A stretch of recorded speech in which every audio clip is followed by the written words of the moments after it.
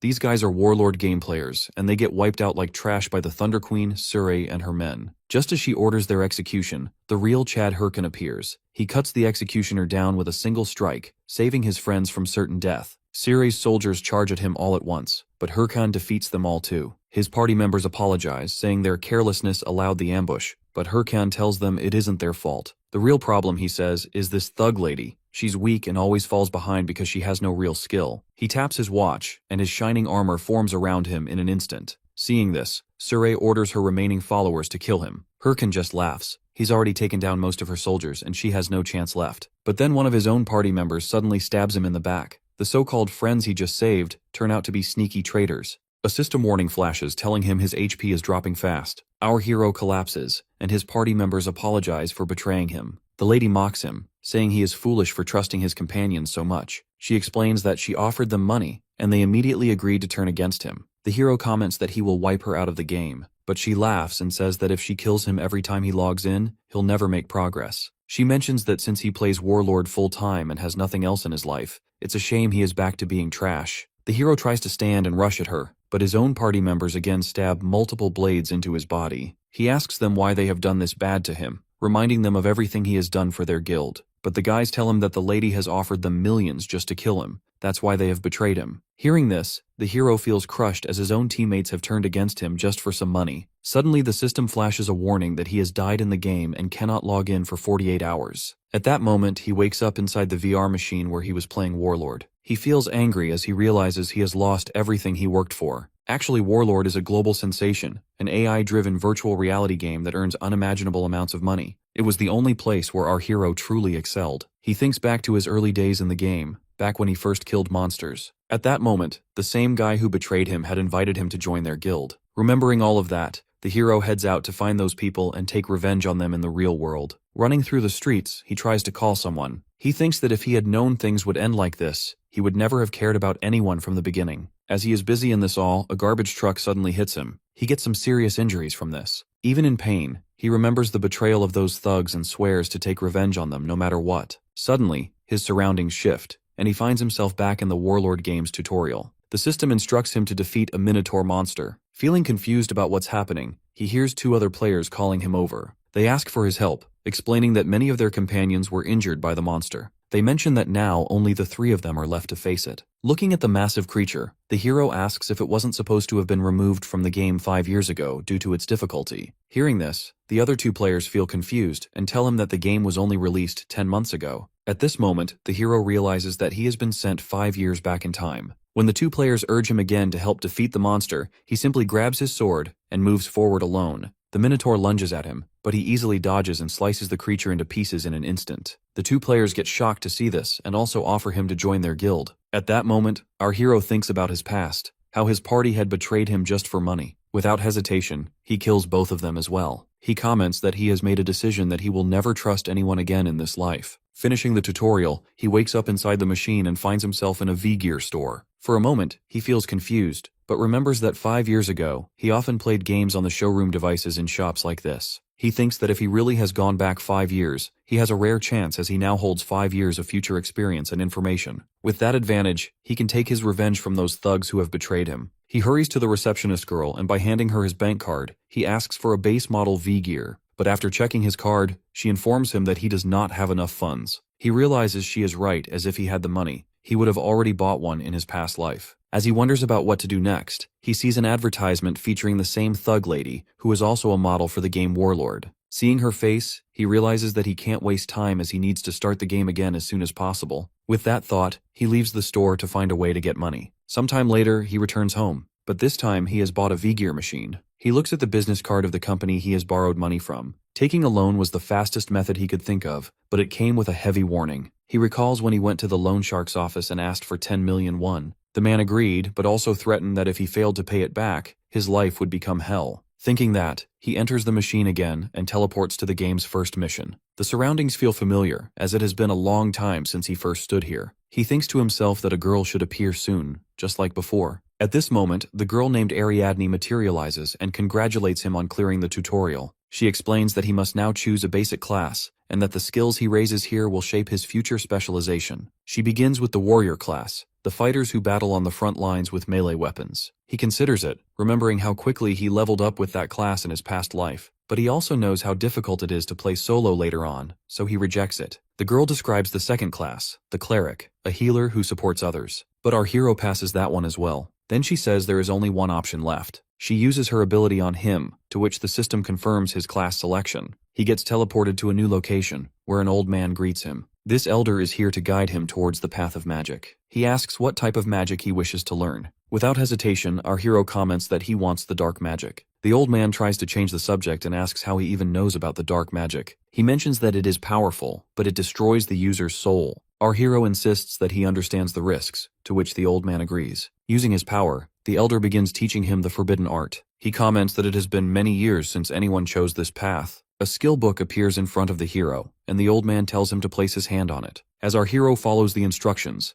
the environment around him starts changing. He recalls a famous video from his previous life, a lone necromancer who defeated raid bosses single-handedly. That is the kind of strength our hero wants now. As he is thinking this, the system announces that he has now become a necromancer and also has learned his first skill, the skeleton fragment. At this moment, a small skeleton head materializes in his hand. When he throws it on the ground, it transforms into a full skeleton warrior. This skeleton is the one who will help him in every battle from now on. Getting excited, our hero asks the skeleton about where the training dungeon is, as he wants to start leveling. But before the skeleton can respond, its head suddenly falls off on its own. After that, our hero enters the training dungeon and feels bad for the skeleton. As it is so weak, that's why its head has fallen off. But since it is undead, it has attached it back. Our hero opens its status window and sees that its level is extremely low, so leveling up quickly is the first priority. While he is checking the window, some wolves appear. Our hero thinks that they aren't strong, but they are fast and perfect for testing performance. He summons the skeleton and orders it to attack. The skeleton charges forward, to which the hero feels satisfied with its movement. But the wolves tear it apart instantly. He opens the status window again and sees a section where he can assign different modes. He switches the skeleton to defense mode and sends it back. But the wolves defeat it again. When he tries action mode, the skeleton starts dancing, to which our hero feels embarrassed. As he does not have another choice, he kills the wolves by himself. He also tries to delete his account, but the system tells him that accounts less than 3 months old cannot be deleted. He realizes he has to start paying his loan next month, yet his summon is useless in battle. As he worries, he notices another detail in the status window that the summoned creature has a deep learning system and can learn from combat. He understands that the skeleton saw him kill the wolves and is now learning from observation. He hands it a stick, deciding to train it just like he once trained his guild members. He tells the skeleton to remember one rule in combat, that if it can't dodge, it will die. He punches at it to make it dodge, but the skeleton stands still and gets knocked down. He continues attacking slowly, explaining that it must not stay still when hit and must look for an opening to strike back. While he trains it, more wolves appear. But this time, when they rush at the skeleton, it dodges their attacks smoothly and defeats them with the stick. Seeing this, our hero feels relieved. The system then announces that the skeleton's proficiency has increased, and our hero's own level has risen as well. He then heads to the beginner village, Figus Castle, where many players gather. He thinks that with a few more days of training, he will be able to clear the whole dungeon alone.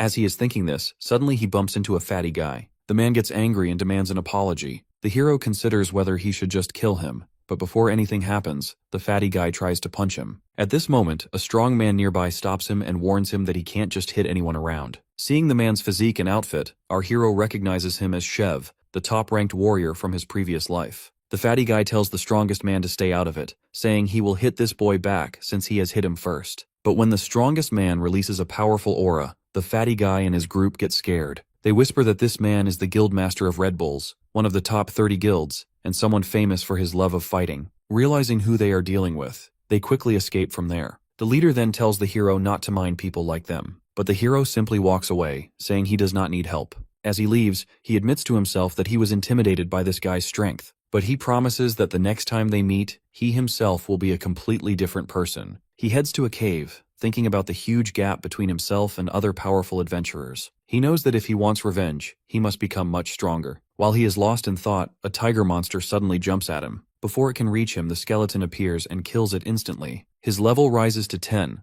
but he feels frustrated that it took 3 whole days to reach this point. The system congratulates him and removes his beginner symbol. It also rewards him for completing the training dungeon. A war watch appears on his wrist, allowing him to check his abilities and other details about the game. When he opens his status window, the system tells him to distribute his status points. Instead of raising mana or intelligence like a normal necromancer, he puts all of the points into strength. While he is doing this, he notices the skeleton is crying. He tells it that raising mana or intelligence will not help much right now. If he increases his strength, he can pass down all the skills he has mastered at his peak. He orders the skeleton to keep focusing on training. He then heads to the Raiders Association at the Figus Castle branch. Many quests have appeared, and adventurers are fighting over them. He approaches a receptionist and says he wants a quest. The man explains that the remaining quests are difficult, which is why no one wants them. But the hero does not care about it and picks a quest from the table. This is the quest of clearing the cave at Bima Mountain for a reward of 10 gold. The receptionist asks if he is sure, since the reward is low. But the hero knows something important,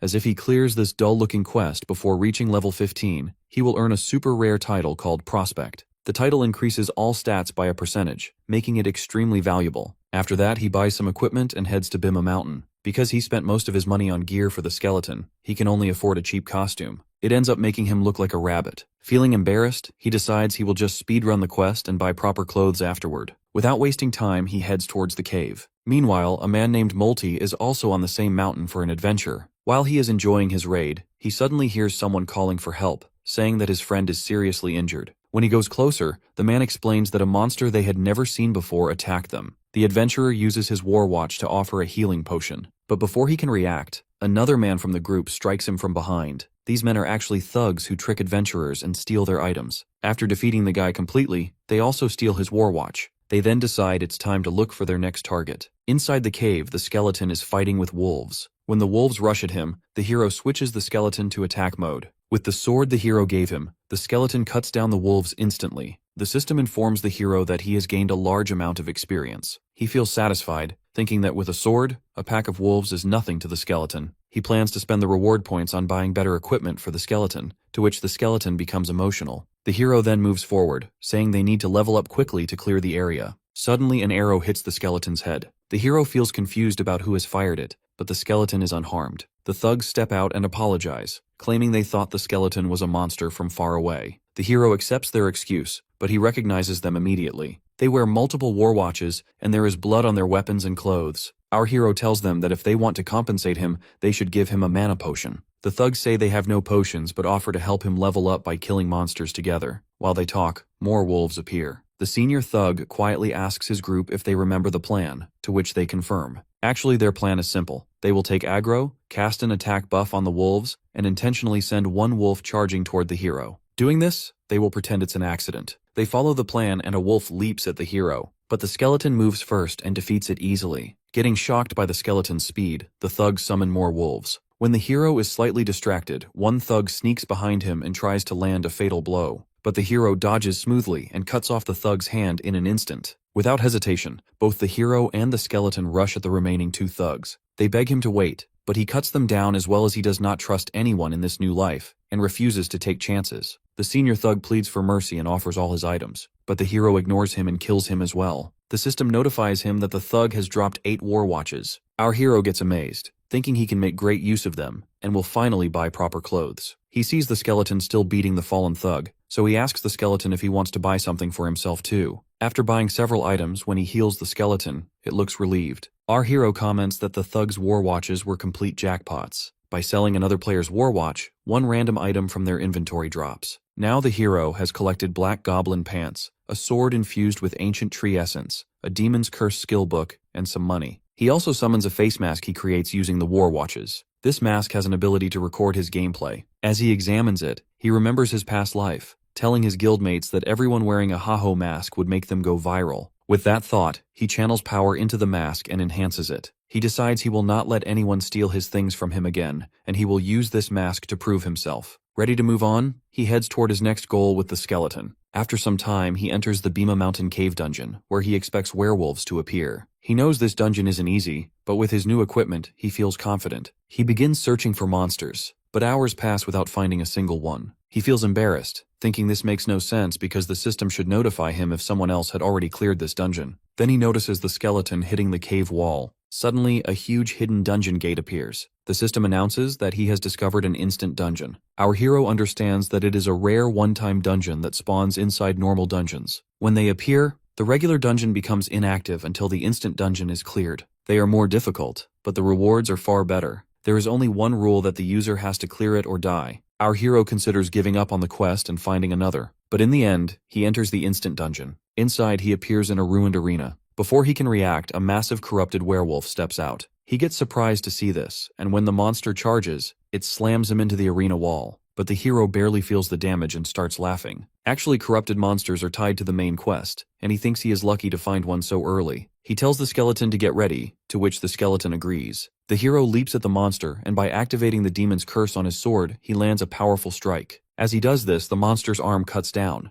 The system reports that the monster's stats are reduced by 10%. The hero comments that the demon's curse works pretty well for his first try, but then the system warns him that the monster is now angrier than before. When it charges at him to attack again, the hero quickly activates the Warwatch ability, Slot On. Doing this, a magic circle appears around him and he gets more powerful. Actually, Slot On is one of Warlord's unique features. When a player activates it, they gain temporary strength drawn from the world of Warlord. The hero knows this transformation varies from player to player, which is why most users call it the ultimate mode. As the werewolf boss charges at him again, the hero dodges every strike easily. Even so, he can't land a proper counterattack as the monster's speed is overwhelming. Still, he does not give up. When he finally spots an opening, he delivers a strong blow to the creature's chest. Getting angry, the werewolf slams the ground forcefully. The impact shakes the area, and our hero falls back again. Just as the monster leaps at him for a finishing strike, he summons his skeleton companion, who cuts off the werewolf's arm with his sword. The hero tells the skeleton that it's time to use the technique they have practiced. Together, they leap toward the monster, and by giving it multiple strikes, they cut it into pieces. At that moment, the system announces that our hero has successfully hunted the werewolf. It also reports that,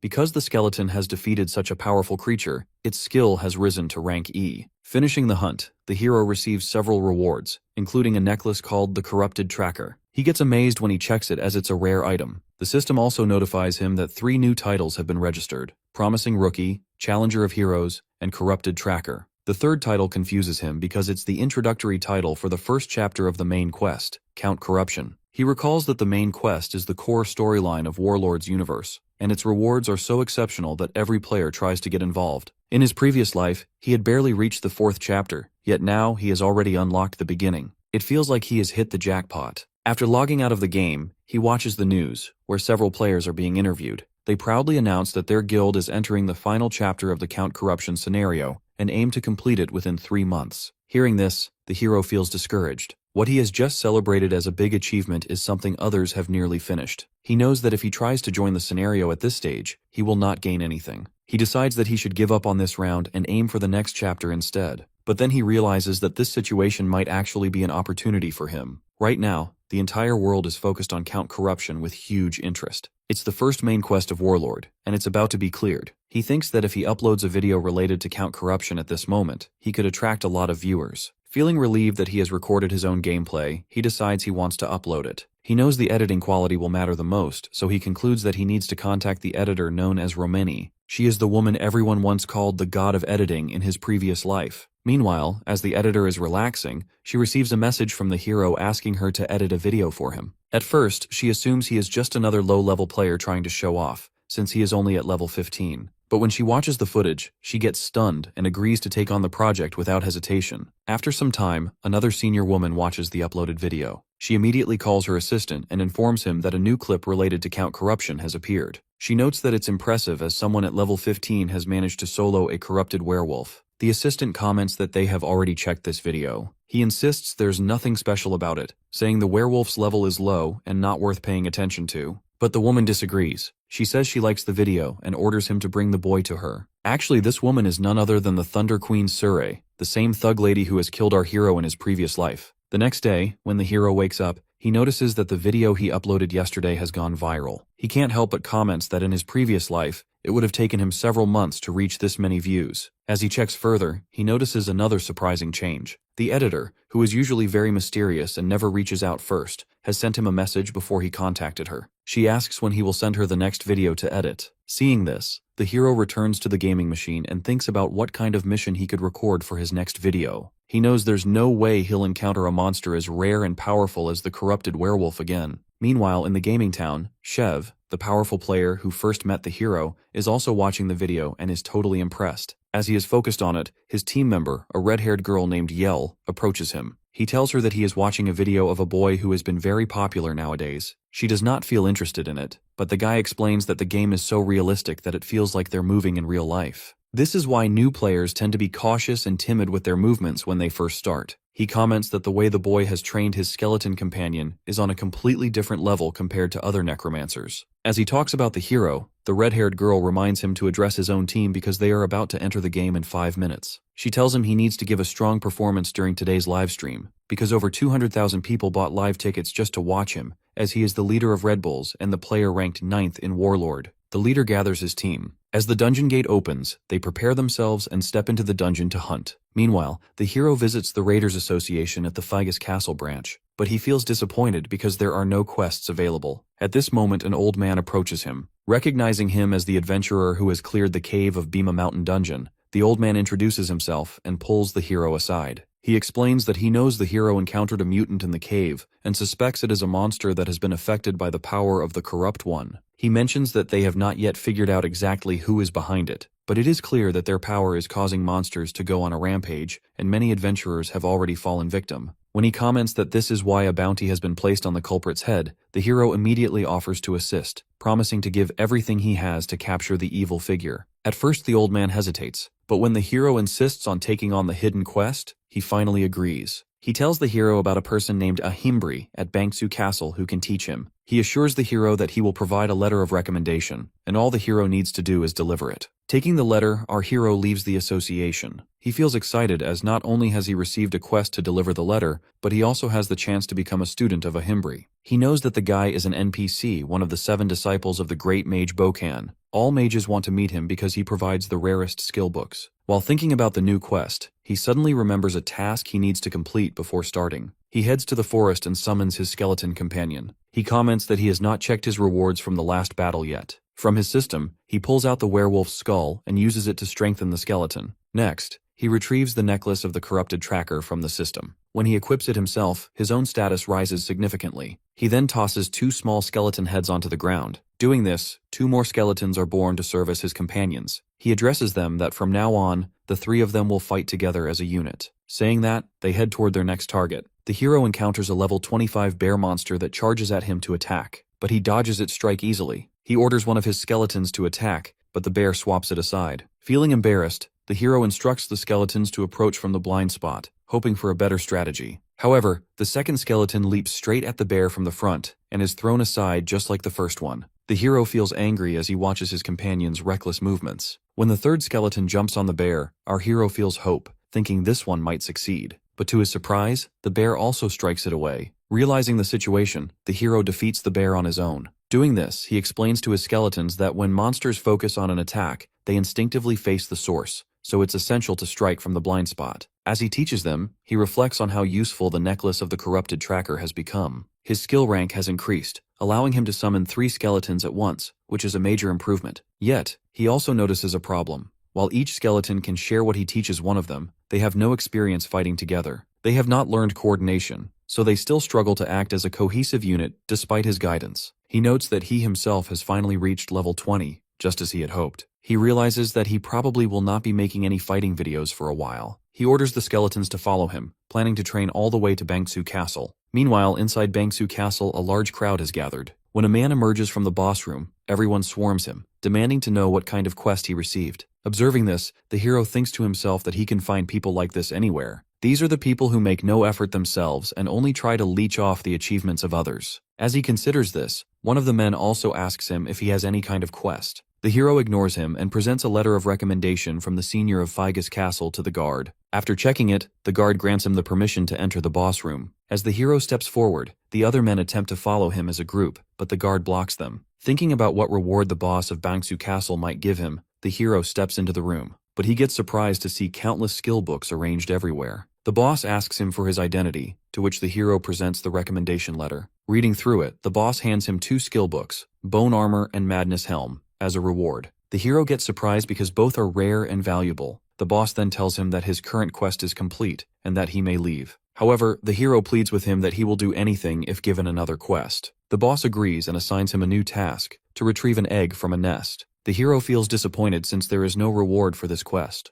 Meanwhile, a knight enters the same town. Looking at him, everyone gets surprised as he wears exceptionally expensive gear. Scanning the area around, the knight remarks that this is the place where the boy known as Heiho Mask can be found. At this moment, the hero steps out of the boss room, feeling like he has been scammed. He has expected a quest related to the main story, but instead, he was given a simple task to retrieve an egg, without any reward. As he is thinking this, a group of players suddenly surrounds him, demanding to know what quest he has received. As he is feeling confused about how to deal with them, suddenly the knight appears and pushes the crowd back. The knight then asks if the hero has a moment to talk. They move to a quiet street, where the knight first apologizes for the trouble. He removes his helmet to reveal his face. From the expensive gear he wears, the hero guesses that this knight must be a ranker, though he does not recognize him. The knight asks if he is Heiho Mask. Noticing the situation, the hero decides to pretend as he does not know about Heiho Mask. He responds by asking who Heiho Mask is. The knight then inquires whether he has not received a quest from Ahimbri yet. The hero responds that he cannot share any information with the knight.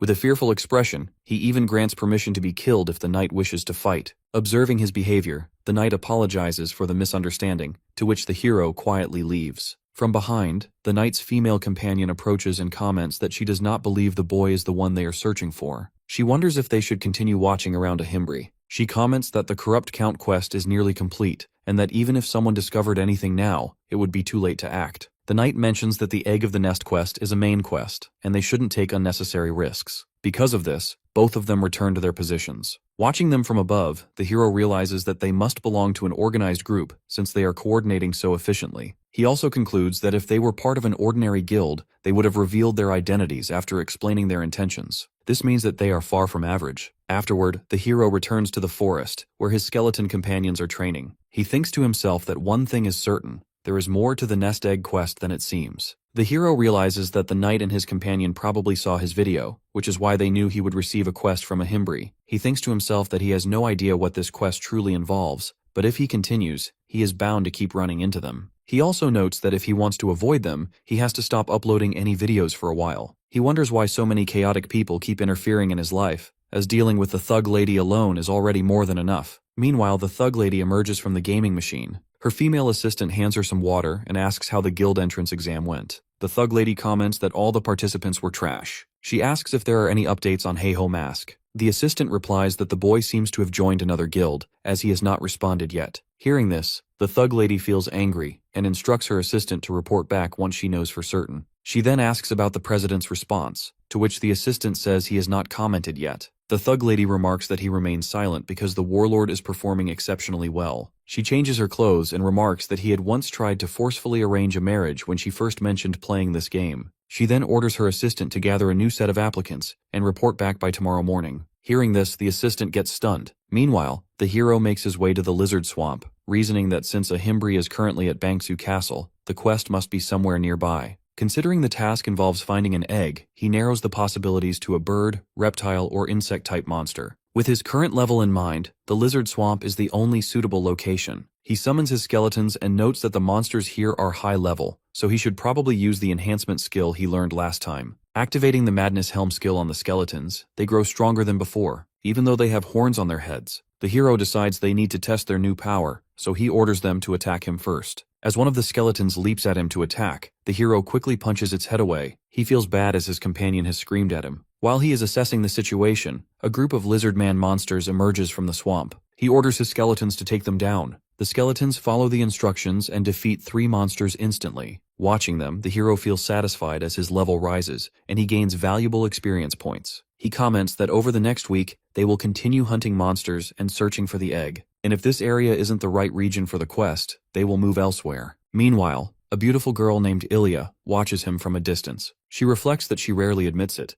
but her beauty makes life easy as everyone admires her regardless of her actions. If she appears troubled, her slaves rush to support her. Lost in thought, she suddenly slips and falls into dirty water. She feels embarrassed as one of her slaves had brought her here to help her level up, but he ended up dying immediately. That's why she is stuck in this swamp. She realizes the monsters in this area are far too high level, and even moving around is difficult. That is why she decides to trick our hero. She tears her clothes and approaches him while pretending to be injured. She begs for the help, claiming her legs are hurt because of the monsters. To her shock, the hero ignores her and continues walking. Feeling insulted, she can't believe a top-tier beauty like her is being dismissed so casually. Deeper in the forest, the skeletons finish off more lizard-man monsters, while the hero notices that the girl is still following him. He thinks he has ignored her because he didn't want to waste time, but now that she is tailing him, he must deal with her quickly. He asks what kind of help she needs. She explains that she has dropped her sword into a swamp while hunting and only wants him to retrieve it. The hero agrees to help, but tells her that after this, she must leave him alone, to which she agrees. She leads him to the swamp, where her sword is lodged in the center. The hero orders his skeletons to retrieve it.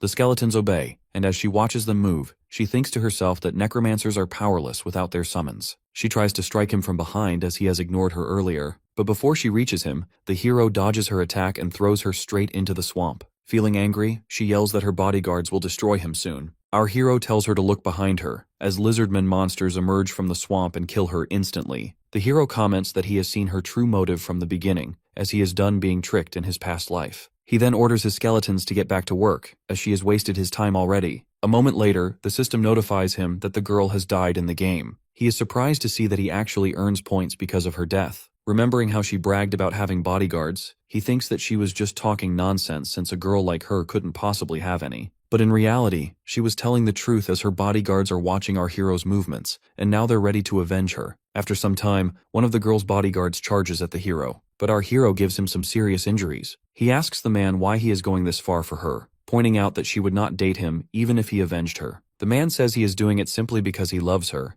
The hero ends the fight by cutting him down. He comments that the girl kept trying to scam him. That's why he has defeated her. He never expected her earlier threats to turn out true. Because of her, he keeps running into crazy people every day. He is already stressed from not finding any proper quests, and now he is being chased by obsessed goons. He even considers finding that girl again just to kill her one more time, but he realizes that would only drag him into deeper trouble. He picks up the war watch the man has dropped. The system informs him that he has obtained goblin leather boots and the necklace of promise. The hero recognizes the necklace and realizes it can sell for 800k1. Just as he is excited about the reward, another one of the girl's bodyguards appears to fight him. The hero feels satisfied as he keeps earning rewards from each encounter. But when he notices there are too many of her bodyguards, he realizes things are getting dangerous, so he starts running for his life. As they chase him, he orders his skeletons to block them. However, one bodyguard uses a love-type skill and slices the skeletons easily. Seeing this, the hero gets stunned and realizes these men are higher level than him, and there are too many to fight head-on. He keeps running until he reaches a deep forest. The area looks different from the rest of the region, and he notices a strange black swamp he has never seen before, even after days of searching. Looking at it all, he gets an idea about how he can defeat those bodyguards. A little later, the bodyguards arrive at the swamp. In the center, several skeletons are dancing around. This is the trap the hero set for them. The bodyguards get angry and assume the boy is mocking them with this display. One man leaps toward the skeletons to attack, but before he lands a blow, a massive dragon lizard bursts out of the swamp and kills the guy instantly. Seeing this, the others get totally shocked. At this moment, the hero hides behind the trees and feels excited as he realizes the nest belongs to a dragon lizard. It's a boss monster with overwhelming defense, health, and attack, so powerful that a party of 20 players averaging level 40 would barely manage to take it down. He recalls hearing that the dragon lizard raid was completed some time ago, meaning this monster normally would not be here. But he knows that if a player with a related quest enters the area, the monster will respawn. He concludes that since the dragon lizard is here, this must be where Ahimbri's quest takes place. He feels bad as he wasn't expecting the boss to send him to fight such a creature, but now he has the chance to gather strong teammates, so it should be manageable. As the bodyguards start to retreat, the hero declares that they will not be leaving so easily. He activates the Madness Helm mode on his skeletons and sends them to block the bodyguard's path. At that moment, the dragon lizard kills another bodyguard, to which the others panic. Seeing the distraction, the hero gets the opportunity and moves toward the nest to steal the egg. When he reaches the huge nest, he gets surprised to notice that there are no eggs there. After searching carefully, he discovers an egg-shaped stone. As he examines it, the system notifies him that his skeleton warriors have been destroyed. Realizing the dragon lizard is returning, he understands he must leave immediately. As the monster comes back, the hero manages to escape. He concludes that he has no choice but to bring this egg-shaped stone to the boss, since searching the nest further would be far too dangerous. He returns to the injured bodyguards and takes their war watches. He remarks that Warlord is such an interesting game, full of strange people, because players have so much freedom. When one of the bodyguards gets angry, the hero explains that he has only been playing along with them as a joke, but he has limits. He warns them that if they chase him again, he will not go easy on them. With that, he leaves. thinking that if they pursue him despite the warning, it will be a full-scale war. After some time, he reaches the boss of Bangsu Castle and hands over the egg-shaped stone he retrieved from the nest. He hopes it's the correct item, as he does not want to search the map again. The boss examines the stone carefully and confirms that it is exactly what he was looking for. The hero gets amazed, and the boss comments that he didn't expect someone like him to succeed so quickly. The hero replies that he gave it his all and asks if he can receive the next quest immediately. The boss then asks if the hero knows what the item is. He explains that whenever they researched areas with mutated monsters, this object was always present, so they have temporarily named it the Corruption Stone. The hero realizes that this is why the knight had been chasing him. He understands that the Corruption Stone is a key item tied to the main quest, and that the knight wanted to prevent anyone else from obtaining it, as it could affect the flow of the storyline later. He reflects that he had thought the quest was a scam, but never imagined it would connect directly to the main quest. The boss admits that he knew this quest would be overwhelming for the hero, but they are also facing a powerful being. He needs to test the hero's willpower and asks if he is ready to fight against corruption. The hero recognizes that being involved in the main quest is a once-in-a-lifetime opportunity. He gets ready to devote his body and soul to the task. However, the boss points out that the hero must have seen how strong the monsters are, and that such a dangerous quest isn't suitable for a beginner like him. However, the boss tells him that if he asks respectfully, he will accept him as a disciple. The hero agrees, and as he steps out of the room, the system notifies him that he has completed the Egg of the Nest quest and earned the title a Himbri's Disciple. It also informs him that he must return to the boss after reaching level 40. The hero feels bad, thinking the boss is such a scammer. Meanwhile, a group of players stands at the dragon lizard's lair, and they have successfully defeated the boss. As they celebrate, the guild senior approaches the knight who first met the hero in town and thanks him for his assistance in taking down the dragon lizard. The senior explains that without the knight's help, they would have likely died. They are grateful that he ensured the raid ended safely. He mentions that he was surprised to hear there were paid helpers for boss raids, which is why he called the knight. When the senior hands him some money, the knight comments that this isn't the promised payment. The senior insists that he at least take the payment, but the knight refuses. He says that if they are serious about it, he will claim every item from the nest as promised. He thinks he is lucky as he never expected an opportunity to get the Corruption Stone. He recalls that when he first heard the dragon lizard had respawned, he worried that Heiho Mask might already be working on the quest. But since the dragon lizard is still alive, the boy must have failed to complete it. The knight resolves that all he has to do now is take the Corruption Stone and prevent Heiho Mask from finishing the quest. Yet when he searches the nest, he gets shocked as there is no Corruption Stone. Meanwhile, our hero sits comfortably at home. He reflects that all the days he spent struggling are finally over. Feeling satisfied, he decides to order some good food for himself, now that he has earned plenty of money. When he converts his game points into real money, he gets surprised to see that most of it has already been spent on rent and bills. He feels frustrated as he can't even order a proper meal for himself. At that moment, he receives a message from the lady editor asking if he is quitting his channel. The hero suddenly remembers that he forgot to update her that he will not be able to make more videos for a while because some dangerous players are after him. But then he thinks that he does not need to worry about them when he is practically starving. He decides to stop caring about them and focus on himself. With that bravery, he re-enters the game and finds himself in the Forest of the Dead. He thinks that the Forest of the Dead is perfect for gaining experience points,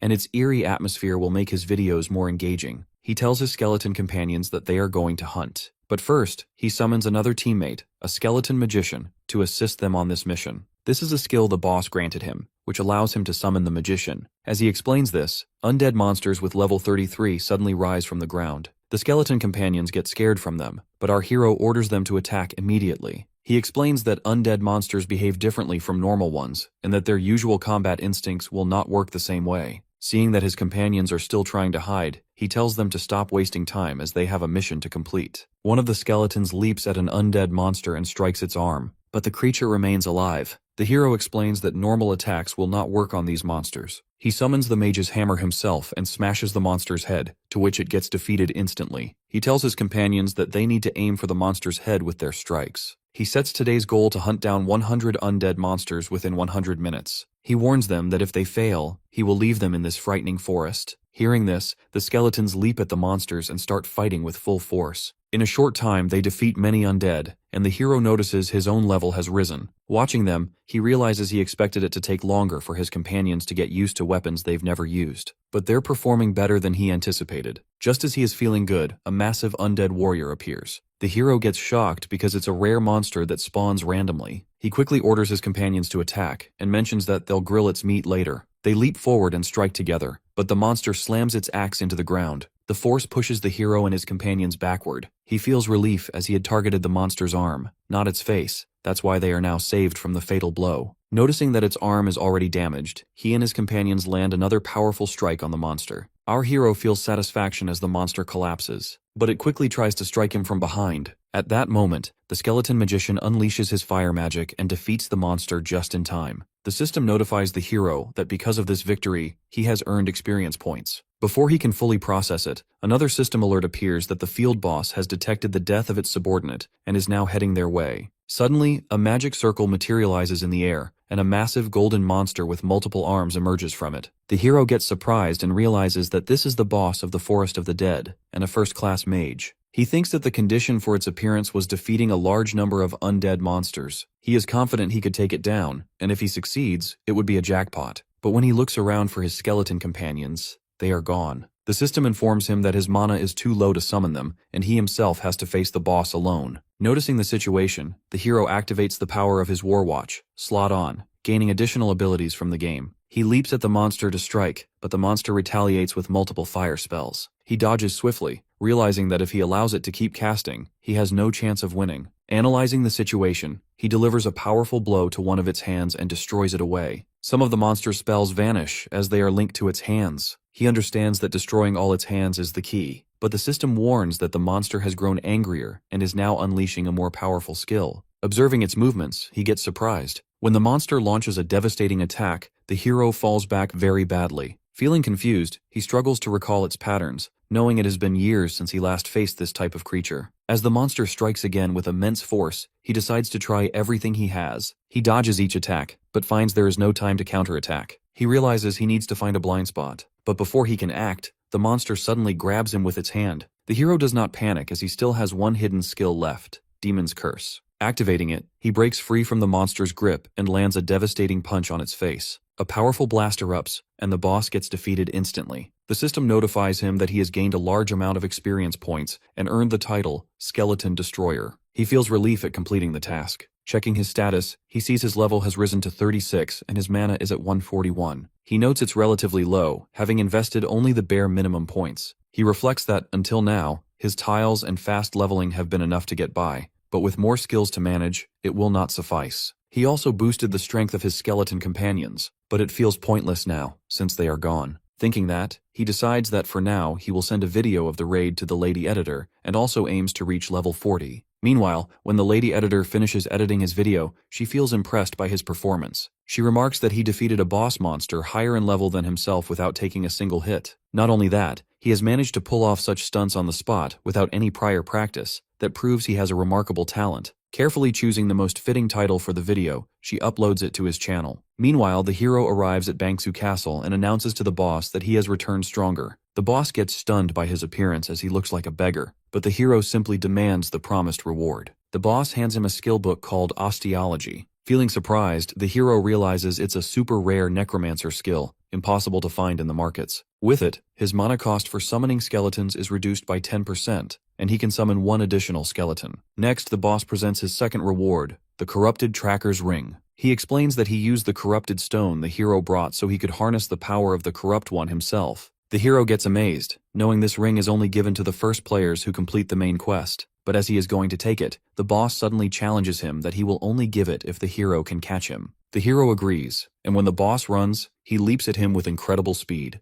Moments later, he emerges from the castle wearing the ring as he has successfully caught the boss. He also receives a new quest from the boss, to search for an agent named Migi at Suryu Castle. Realizing that the castle area is high level, he understands he needs to gain more experience before heading there. As he contemplates his plan, a message from the lady editor suddenly pops up. She tells him that she has uploaded his latest video to the channel and urges him to check the analytics for himself. When he opens it, he gets surprised as his video has already surpassed 2 million views. On top of that, he has received significant donations from multiple guilds. He is amazed at the thought that he can now afford any kind of delicious food he wants. Deciding to log out for the moment, he notices another massive donation, 1,000,001 from the Thunder Hunter Guild, accompanied by a message inviting him to join. Looking at the guild's name, he recognizes it as the leader of this guild is the same thug lady who has killed him in his previous life. He recalls that her guild had also tried to recruit him back then. As he is about to comment that he will not join the guild, he suddenly remembers that he made the same mistake in his previous life, which is why she became his enemy. He recalls sitting with his guild members and asking them why the thug lady is so persistent despite his repeated refusals. They tell him he is lucky to have a request from her, as her guild is one of the top 30, and she, as the leader and daughter of a wealthy family, can offer a generous salary. But he does not care about any of that and still refuses to join. Thinking back, he feels sad about how his own team members have betrayed him for the money she offered. Realizing he can't just get crazy for the money, he readies himself to continue on his path. He summons his skeleton companions and tells them that he defeated the golden monster alone. He mentions that they need to practice moving more efficiently so nothing like last time happens again. The skeletons agree, and he instructs them that their next destination is Tsuryu Castle, so they should train while traveling there. He pulls a stick from his inventory and gives his skeletons a clear order: run to the castle, and if any of them fall behind, he will punish them. Hearing this, the skeletons run forward quickly. Meanwhile, as the thug lady has defeated several monsters on her own,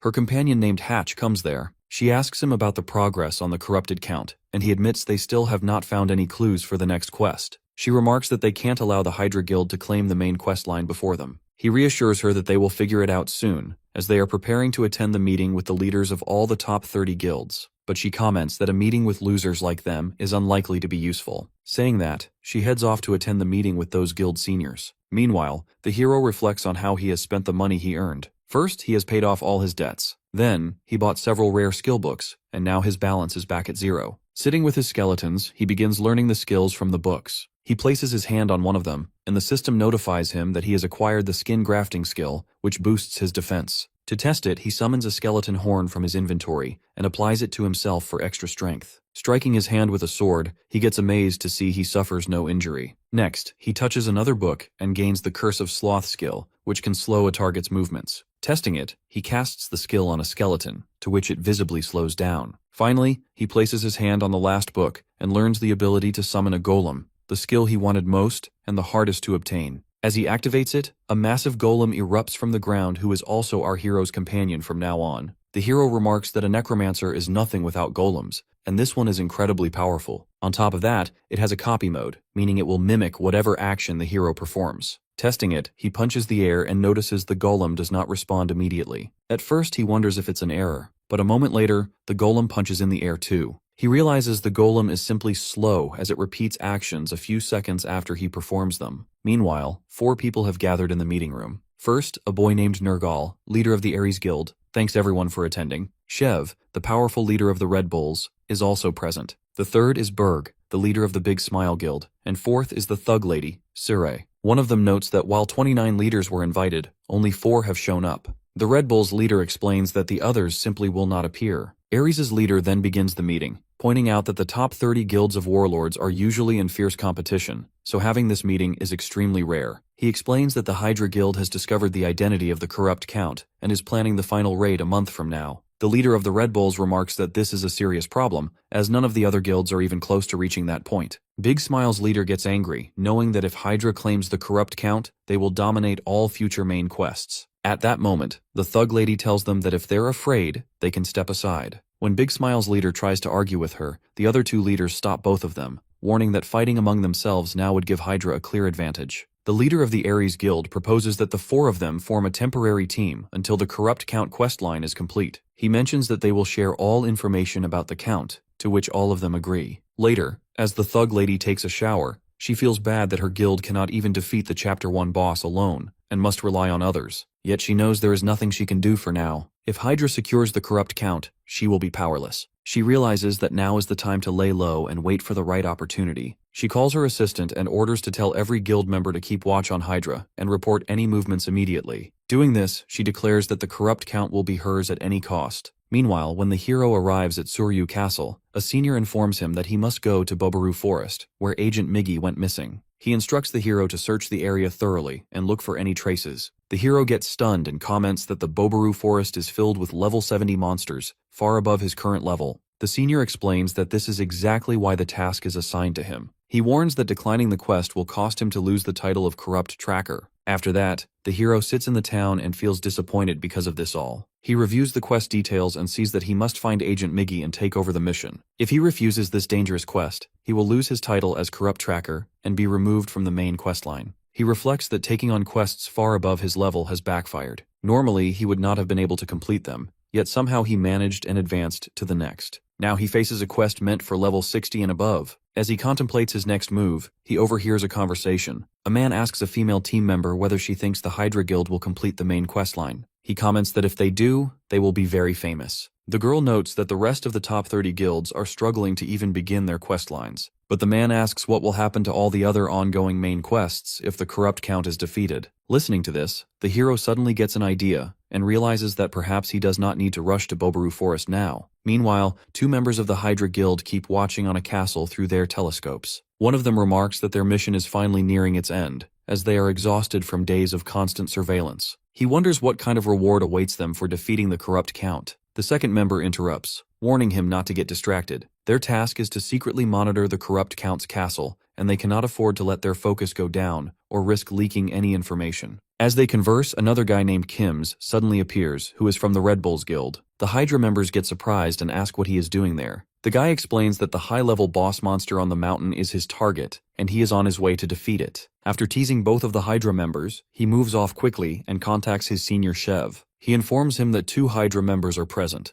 The leader notes that it seems the tip they received about the corrupt count's location was accurate. However, his girlfriend comments that she was certain it was just a prank message. She mentions that the Hydra members have provided such critical information anonymously and for free, making their true motive unclear. The leader suggests that perhaps they harbor a grudge against their own guild. The informer asks if he should track them down now, but the leader tells him not to, warning that if that location is indeed the corrupt count's castle, most of Hydra's forces will be stationed there. As they speak, a girl named Hahui, the princess of the Thunder Hunters Guild, suddenly attacks the informer from behind. She demands him to reveal everything he knows or face immediate death. Meanwhile, the hero's golem is engaged in battle with a bear, while the skeletons are watching their fight. The hero himself checks his system, noticing that no expected emails have arrived yet. He considers that the only way to solve the situation without venturing into Boboru Forest is to forcibly complete the quest. He reflects that the Warlord main questline consists of multiple chapters, and the current one in progress is Chapter 1, the Corrupt Count. He mentions that once the Corrupt Count is defeated, the chapter will end, and all related quests will be forcibly closed. Even if he attempted to take on the Corrupt Count alone, there is no way he could defeat it within the time limit. He explains that he does not care who accomplishes the task as he just needs someone to do it, which is why he has spread the information to multiple guilds. However, the problem is that no one has contacted him yet. As he considers this, the system notifies him that the Hydra Guild's official channel has started a live stream. At the same time, the bear fighting his golem is making too much noise, so the hero delivers a powerful punch to silence it. He opens the live stream and sees the senior of the Hydra Guild announcing that they are the first to uncover the identity of the corrupt count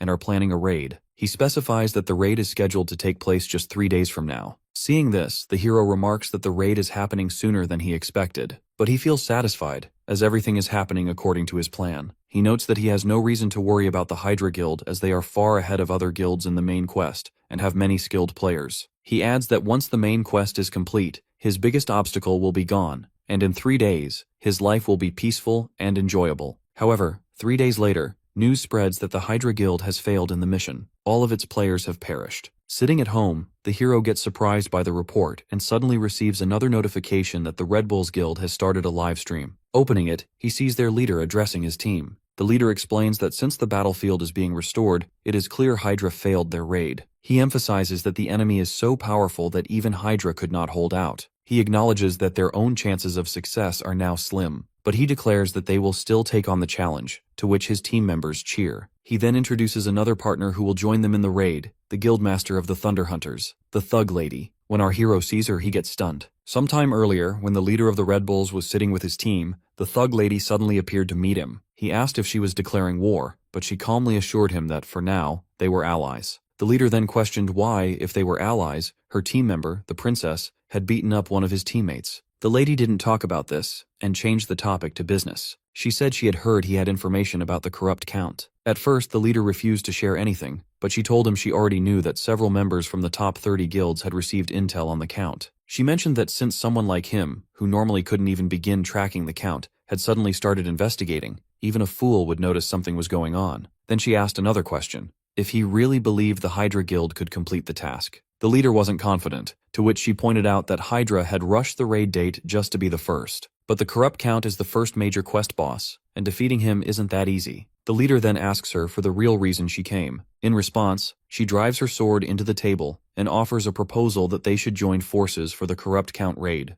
Now, in the present, both of them are fighting side by side against the corrupt Count. When the enemy unleashes a wave of monsters, the thug lady cuts them down swiftly. But the Count does not stop and sends an even larger horde, to which both teams struggle to fight. Seeing the situation getting worse, the leader slams his sword into the ground, to which a large number of monsters get defeated. He shouts for the thug lady to go straight for the corrupt Count, as he has now cleared a path for her. She leaps forward and by dodging incoming attacks, she gets closer to the enemy. But the corrupt Count inserts several spikes into her body. Seeing this, the leader gets worried, but she does not lose control. She cuts through every spike and by delivering a powerful slash across the corrupt Count's body, she cuts him into 2 pieces. When the hero realizes she has actually defeated the corrupt Count, he gets shocked. Still, he feels relieved as what matters is that the corrupt Count is dead, no matter who dealt the final blow. He states that this will be the last victory these guilds ever claim, because in the end, he will be the one who truly comes out on top. After that, he heads to the Bulkas Mountains and happily runs across the open fields with his skeletons. But his excitement ends when a group of pig monsters suddenly starts chasing him. A few hours earlier, when he reached the area, he saw that the entrance was sealed with laser barriers. He knew he couldn't enter until a certain condition was met. However, he also knew that the Bulkas Mountains were the starting point of Chapter 2's main quest. So once the corrupt Count, Chapter 1's main boss, was defeated, the barrier would automatically disappear. With that in mind, he stepped into the field and immediately received the title, First to Enter This Area. He declared to his skeletons that it was finally his time to shine. But moments later, level 60 pig monsters began chasing him. Now, in the present, as he runs for his life, he wonders how these pigs appeared so quickly when he only just entered. Then he realizes that other players must have already realized the area is open, so he can't afford to waste time. He switches his skeletons into helm mode and orders them to attack. But unfortunately, the pigs wipe them out instantly. Sensing danger, the hero quickly uses his skill, Curse of Sloth, and freezes the pigs on the spot. He knows they will not be able to move for about 5 seconds, so he summons his sword and prepares to strike before the effect ends. But just as he charges forward, a monkey monster throws a banana at his feet, which causes our hero to fall down. He feels angry at the monkey, but at that moment he realizes the Curse of Sloth has worn off and the pigs are charging at him to attack. However, before they reach him, a barrage of powerful arrows shoots through the pigs which kill them instantly. Feeling confused, as the hero looks around, a man who has done this all approaches and asks about his condition. Meanwhile, in Suryu Castle, 2 men notice someone wearing a full set of gleaming white mamba armor standing in the street. They comment that the armor is extremely expensive and only a high-ranking player could afford it. This knight is the same man who previously encountered the hero. His companion, a girl named Michelle, joins him. The knight asks if she has discovered the identity of the mysterious reporter. She rejects and says none of the guilds know who sent them the information. She feels puzzled about how someone who knows the true identity of the corrupt Count could share such valuable intel with everyone for free. The knight asks her if she has found any trace of the Haho mask. She replies that the boy is only uploading ordinary hunting videos and insists there's no way a newbie who just started the main questline could be behind all this. Then she asks the knight where he is headed for his next helper job. He says he is going to the Sweepers Guild. As he moves toward the job, he tells her to focus on finding the culprit because he does not know who it is, but he will make sure they pay for disturbing the world's balance. Meanwhile, the man who saved the hero's life brings him to his home in the center of the forest. The hero introduces himself as a disciple of a Himbri, and feels fortunate because he never imagined he'd meet Ma Wung, the main NPC of Chapter 2's main questline. He recalls that this guy is skilled enough to have been the prince's swordsmanship instructor, but he was dismissed after an unfortunate incident. Later, he became the captain of the rangers guarding the Bulkas Mountains. Just as the hero feels excited about meeting him, the NPC warns him that he should leave soon since there's nothing here but monsters. The hero remarks that even though the corrupt Count is dead, corrupted monsters are still roaming the area. He explains that he was tracing the source of the corruption and ended up here. He asks the NPC if he knows anything about it. The guy says he has someone in mind but has no solid evidence yet. He then asks the hero if he would help him to gather the proof. Getting surprised by the offer, the hero receives a system notification that he has obtained a title, First One to Contact with a Bulkas Ranger. The hero agrees and asks what he should do first. The NPC gives him a new quest to investigate the monsters near this area. For completing it, the hero will earn 500 gold and gain the NPC's trust. Stepping out of the home, the hero feels excited about the quest. He decides to leave the higher-level monsters, like wild boars and bear warriors, for later. For now, he will start with the easier targets, like those level 50 monkey monsters. Meanwhile, the monkey continues causing chaos in the forest by throwing bananas at anyone who passes by. As he is busy in this,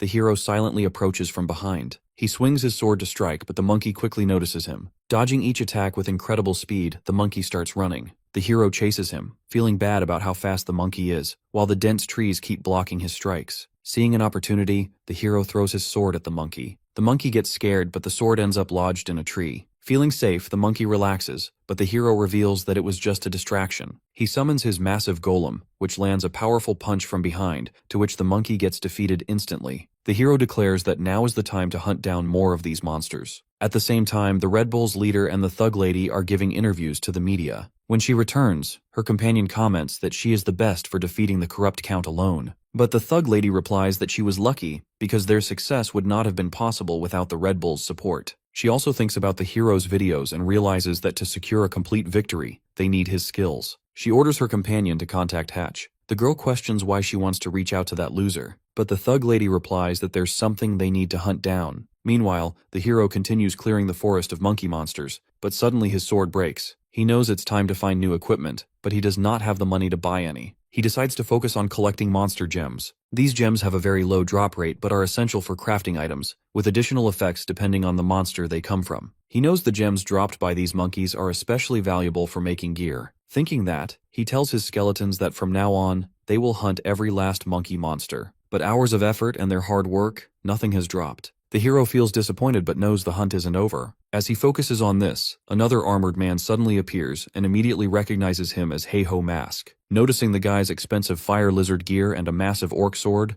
the hero understands that this guy must be at least level 70. The man introduces himself as Quixote, and by demonstrating some of his skills, he challenges our hero to an official duel. He brags that he has heard about the hero's popularity on social media and wants to defeat him to gain fame. The hero realizes that this guy is just an attention-seeking fool, so he moves back on his way. But the guy insists on the fight, offering 5,000 gold as a reward. Hearing the amount, our hero feels interested and agrees to the duel. The guy then thinks to himself that, because of his talent, he is always the center of attention in any game he plays. But in Warlord, no one seems to notice him. One day, while in town, he overhears people talking about Heiho Mask, the boy who has become extremely popular on social media. Feeling embarrassed, Quixote rushes into the forest alone, frustrated that a lower-level player with mediocre gear is getting all the fame. As he is angry, he notices the same popular boy, our hero, completing tasks in the forest. An idea strikes him that if he records a video of himself defeating the boy, he could steal all the fame. Recalling that, he removes all his armor and gear, to which our hero feels confused. He explains that he wants the fight to be fair, claiming he knows the hero's sword is broken, so he is taking off his own equipment.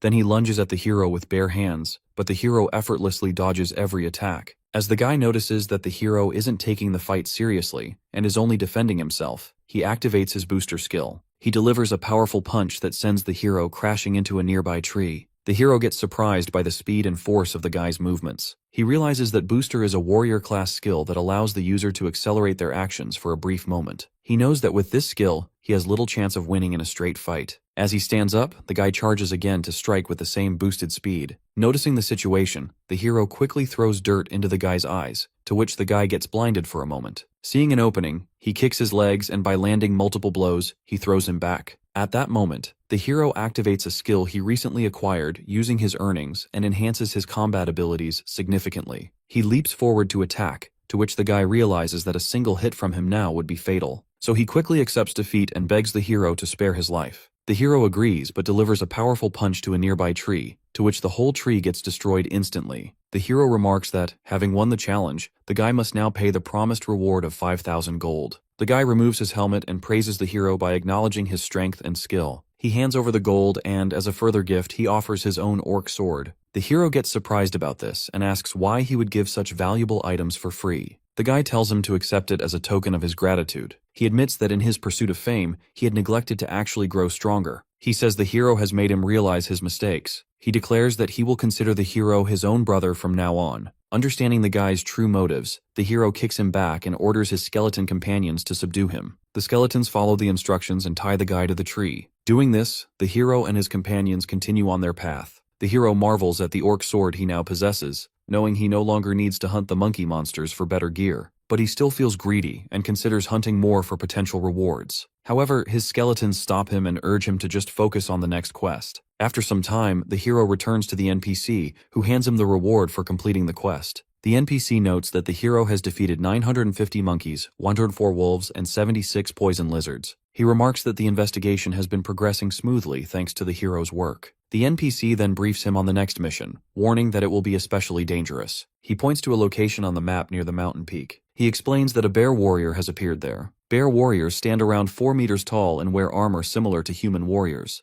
The NPC tells the hero that discovering where these monsters obtain their weapons could be key to uncovering the identity of the corrupt one. The hero understands that he is expected to defeat them and bring back one of their weapons. The NPC asks if the hero can handle the mission alone, as even rangers struggle against these monsters, but the hero assures him that he knows how to deal with them. Afterward, the hero enters the mountain area and tells his companions that it's time to make some upgrades. He opens his auction window in the system and purchases the skeleton snake set for himself. With the purchase, the hero's abilities increase significantly, though he spends a large portion of his money. He also buys several skill books with the remaining funds. He notes that he is still a bit below the bear warrior's level, but with this equipment and knowledge, he should be fine. While he is busy in this all, his skeletons ask him if he can buy something for them too. The hero agrees, but when he tries, he realizes he is out of money again. The skeletons feel disappointed, but the hero reassures them that once he earns more, he will get items for them as well. At that moment, he notices some pig monsters roaming nearby. He orders the skeletons to attack, knowing they can drop some gold. The skeletons leap forward and quickly defeat many of the pigs. After a while, only one pig remains, and the skeletons begin playing with it. The hero orders them to finish it quickly instead of wasting time. Suddenly, a laser strike kills the last pig. The hero wonders who could have done it. At this moment, 3 men appear and question why he is hunting in this area without permission. They introduce themselves as members of the Apollo Guild, commenting that they are the guild's strongest trio. However, our hero does not hear them, and by using his sword skill, he defeats the 3 of them instantly. Doing this, he continues forward on his journey. From behind, the trio feel angry. They immediately send a message to their guild leaders, demanding revenge for being humiliated. When the leader receives the news, he also feels angry. He orders his subordinates to capture the boy at any cost, commenting that the hero will pay for his actions. Meanwhile, the hero arrives at the area where the bear warrior is known to appear. He glances at his skeleton companions and notices them making playful poses. He scolds them and reminds them of the seriousness of the mission. Today, they are tasked with hunting a bear warrior, a formidable level 70 monster with 3 distinct phases. He emphasizes the need for careful preparation and coordination.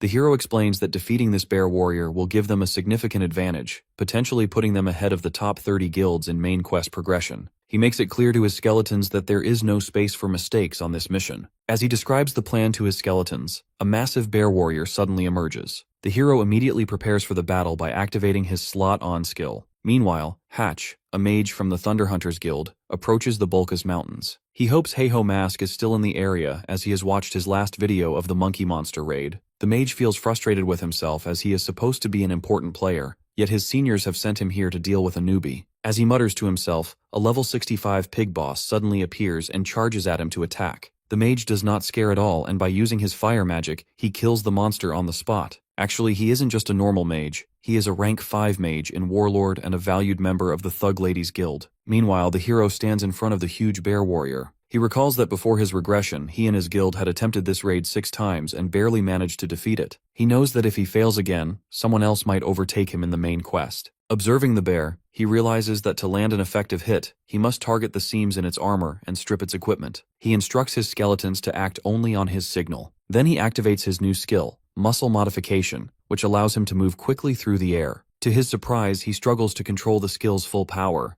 At that moment, the bear destroys all of his skeletons. Seeing the danger, the hero activates his acceleration skill and lunges at the bear, attempting to push it down. When he collides with it, the bear does not get any injury and throws him away. Our hero realizes that he still cannot control the muscle modification skill properly. Despite the difficulty, he notices that he has managed to strip one side of the bear's armor. The bear lunges at the hero again and delivers multiple strikes, but he dodges them effortlessly. He then activates his bone bomb skill and throws a powerful explosive at the bear. A huge blast happens there, but to his surprise, the beast is still alive. Realizing that direct attacks will not work, he changes his strategy. He summons his previously defeated skeletons, declaring that he will now fight like a proper necromancer. He also summons the golem, who immediately starts fighting with the bear. When the bear slashes the golem's arm with its sword, the hero uses a hardening technique on the golem's body, to which the sword gets stuck. Getting the opportunity, he orders his skeletons to attack the bear. They slash at its armor repeatedly, and the hero commands the skeleton mage to cast fire magic. The mage unleashes a powerful spell on the bear, but the hero gets caught in the attack as the mage miscalculates his positioning.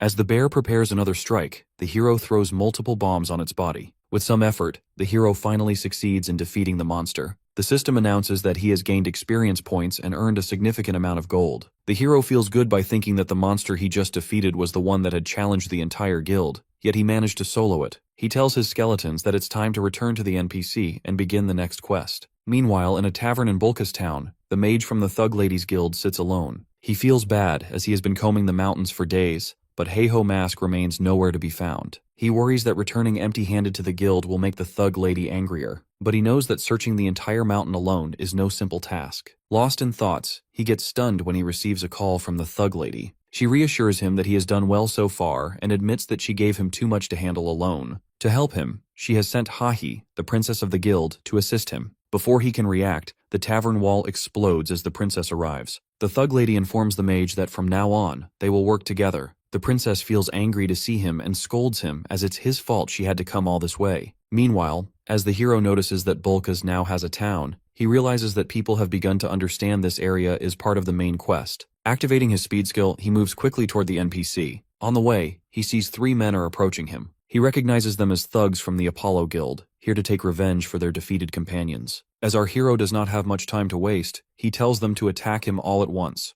To his surprise, the 3 men start running, as the mage and the princess from the Thunder Hunters Guild are chasing them. The princess uses her power that defeats 3 of them instantly. Turning to the hero, she asks if he is Heiho Mask. He recognizes both of them as underlings of the Thug Lady and remembers their strength from his previous life. Realizing they are here to recruit him because he is the famous Heiho Mask, he pretends ignorance and denies knowing who Heiho Mask is. Seeing his behavior, the princess comments that he is lying. She says there's no way someone wandering around the Bulkas Mountains would not know Heiho Mask, especially since his video has surpassed 20 million views. As she speaks, the mage tells her she is overreacting. He reminds her that she destroyed a tavern and harmed innocent people simply because they seemed suspicious. He asks how they are going to handle this, as they are members of the most prominent guild. Following his orders, the princess apologizes to the hero and steps back. The mage also offers his apology, but suddenly the princess gives a powerful punch to the hero's face, to which he crashes back. Getting shocked, the mage demands to know why she attacked. She replies that she expected the boy to dodge, but he didn't. The hero stands up and warns that, since they struck an unarmed person, he will officially file a complaint against the Thunder Hunters Guild. The mage gets surprised to hear this, and assures him not to do so as they will give him 1,000 gold as compensation. The hero accepts the money, and the mage forcefully drags the princess away, as she is causing too much trouble. On the way, the mage scolds the princess, asking why she always causes a scene, and warning that her behavior only tarnishes their guild's reputation.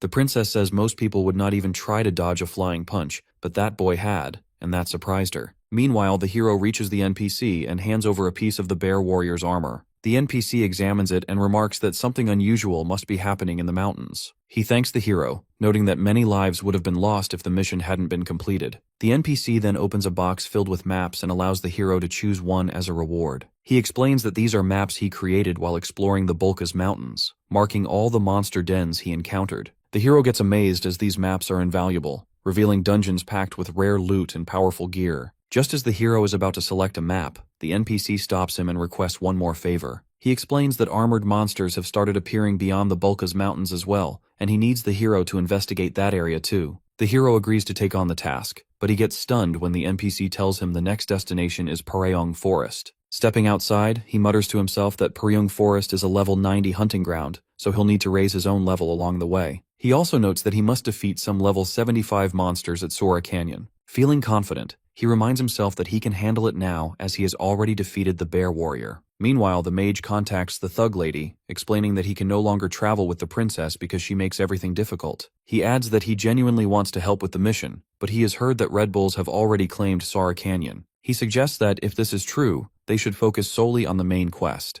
The Thug Lady gives her approval for them to stop tracking Heiho Mask and return. After ending the call, she remarks to herself that the strongest are bound to cross paths eventually, so she is curious to see how long the boy Heiho Mask can keep running from her. Meanwhile, the hero defeats a level 75 goat monster and easily reaches level 62. He thinks that with just a little more leveling, he'll be ready to head straight into Pareong Forest. As he focuses on this, a crowd in the town suddenly surrounds him, as they are his true fans. He starts running and wonders about why this is happening to him. Actually, the bear warrior video he uploaded has gone viral, which explains their excitement, but it also makes hunting properly impossible. Seeing the situation, he tells his skeletons to change plans and head straight for the center of Sierra Canyon. Upon reaching the canyon's entrance, he gets surprised to see the leader of the Red Bulls standing there. The leader greets him and recognizes him as the boy he met back in the beginner village. He compliments the hero on his rapid progress, noting that in just a few months, he has already reached Sierra Canyon. The hero asks why the leader is here, pointing out that this area isn't a hunting ground for a top-rank player like him. The leader explains that, as of yesterday, his guild has claimed this entire area and now needs to establish a base nearby to continue the main quest. He adds that he also came here to meet Ha-Ho Mask. Hearing that name, the hero gets surprised. The leader says he has seen a video of Ha-Ho Mask's bear warrior, which means it must be lurking somewhere around this region. While the leader talks, the hero suddenly starts running, insisting that he has no idea who Ha-Ho Mask is. He feels bad as everyone keeps chasing him, making it impossible for him to level up properly. He decides to change his hunting grounds, but then remembers the map the NPC gave him. He is certain it contains dungeon locations. Opening the map, he feels relieved when he spots a rare dungeon near a waterfall. He heads straight there and dives into the water, knowing the dungeon entrance is hidden below. The system warns him that he has only 20 seconds to find the gate. He searches quickly, and just before time runs out, he manages to enter inside the dungeon successfully. He arrives in a completely different location and notices that there are no other players anywhere. He feels good since now he can hunt freely without interruptions. He looks around, wondering what kind of monsters appear in this dungeon. Considering how rare this place is, he expects something strong.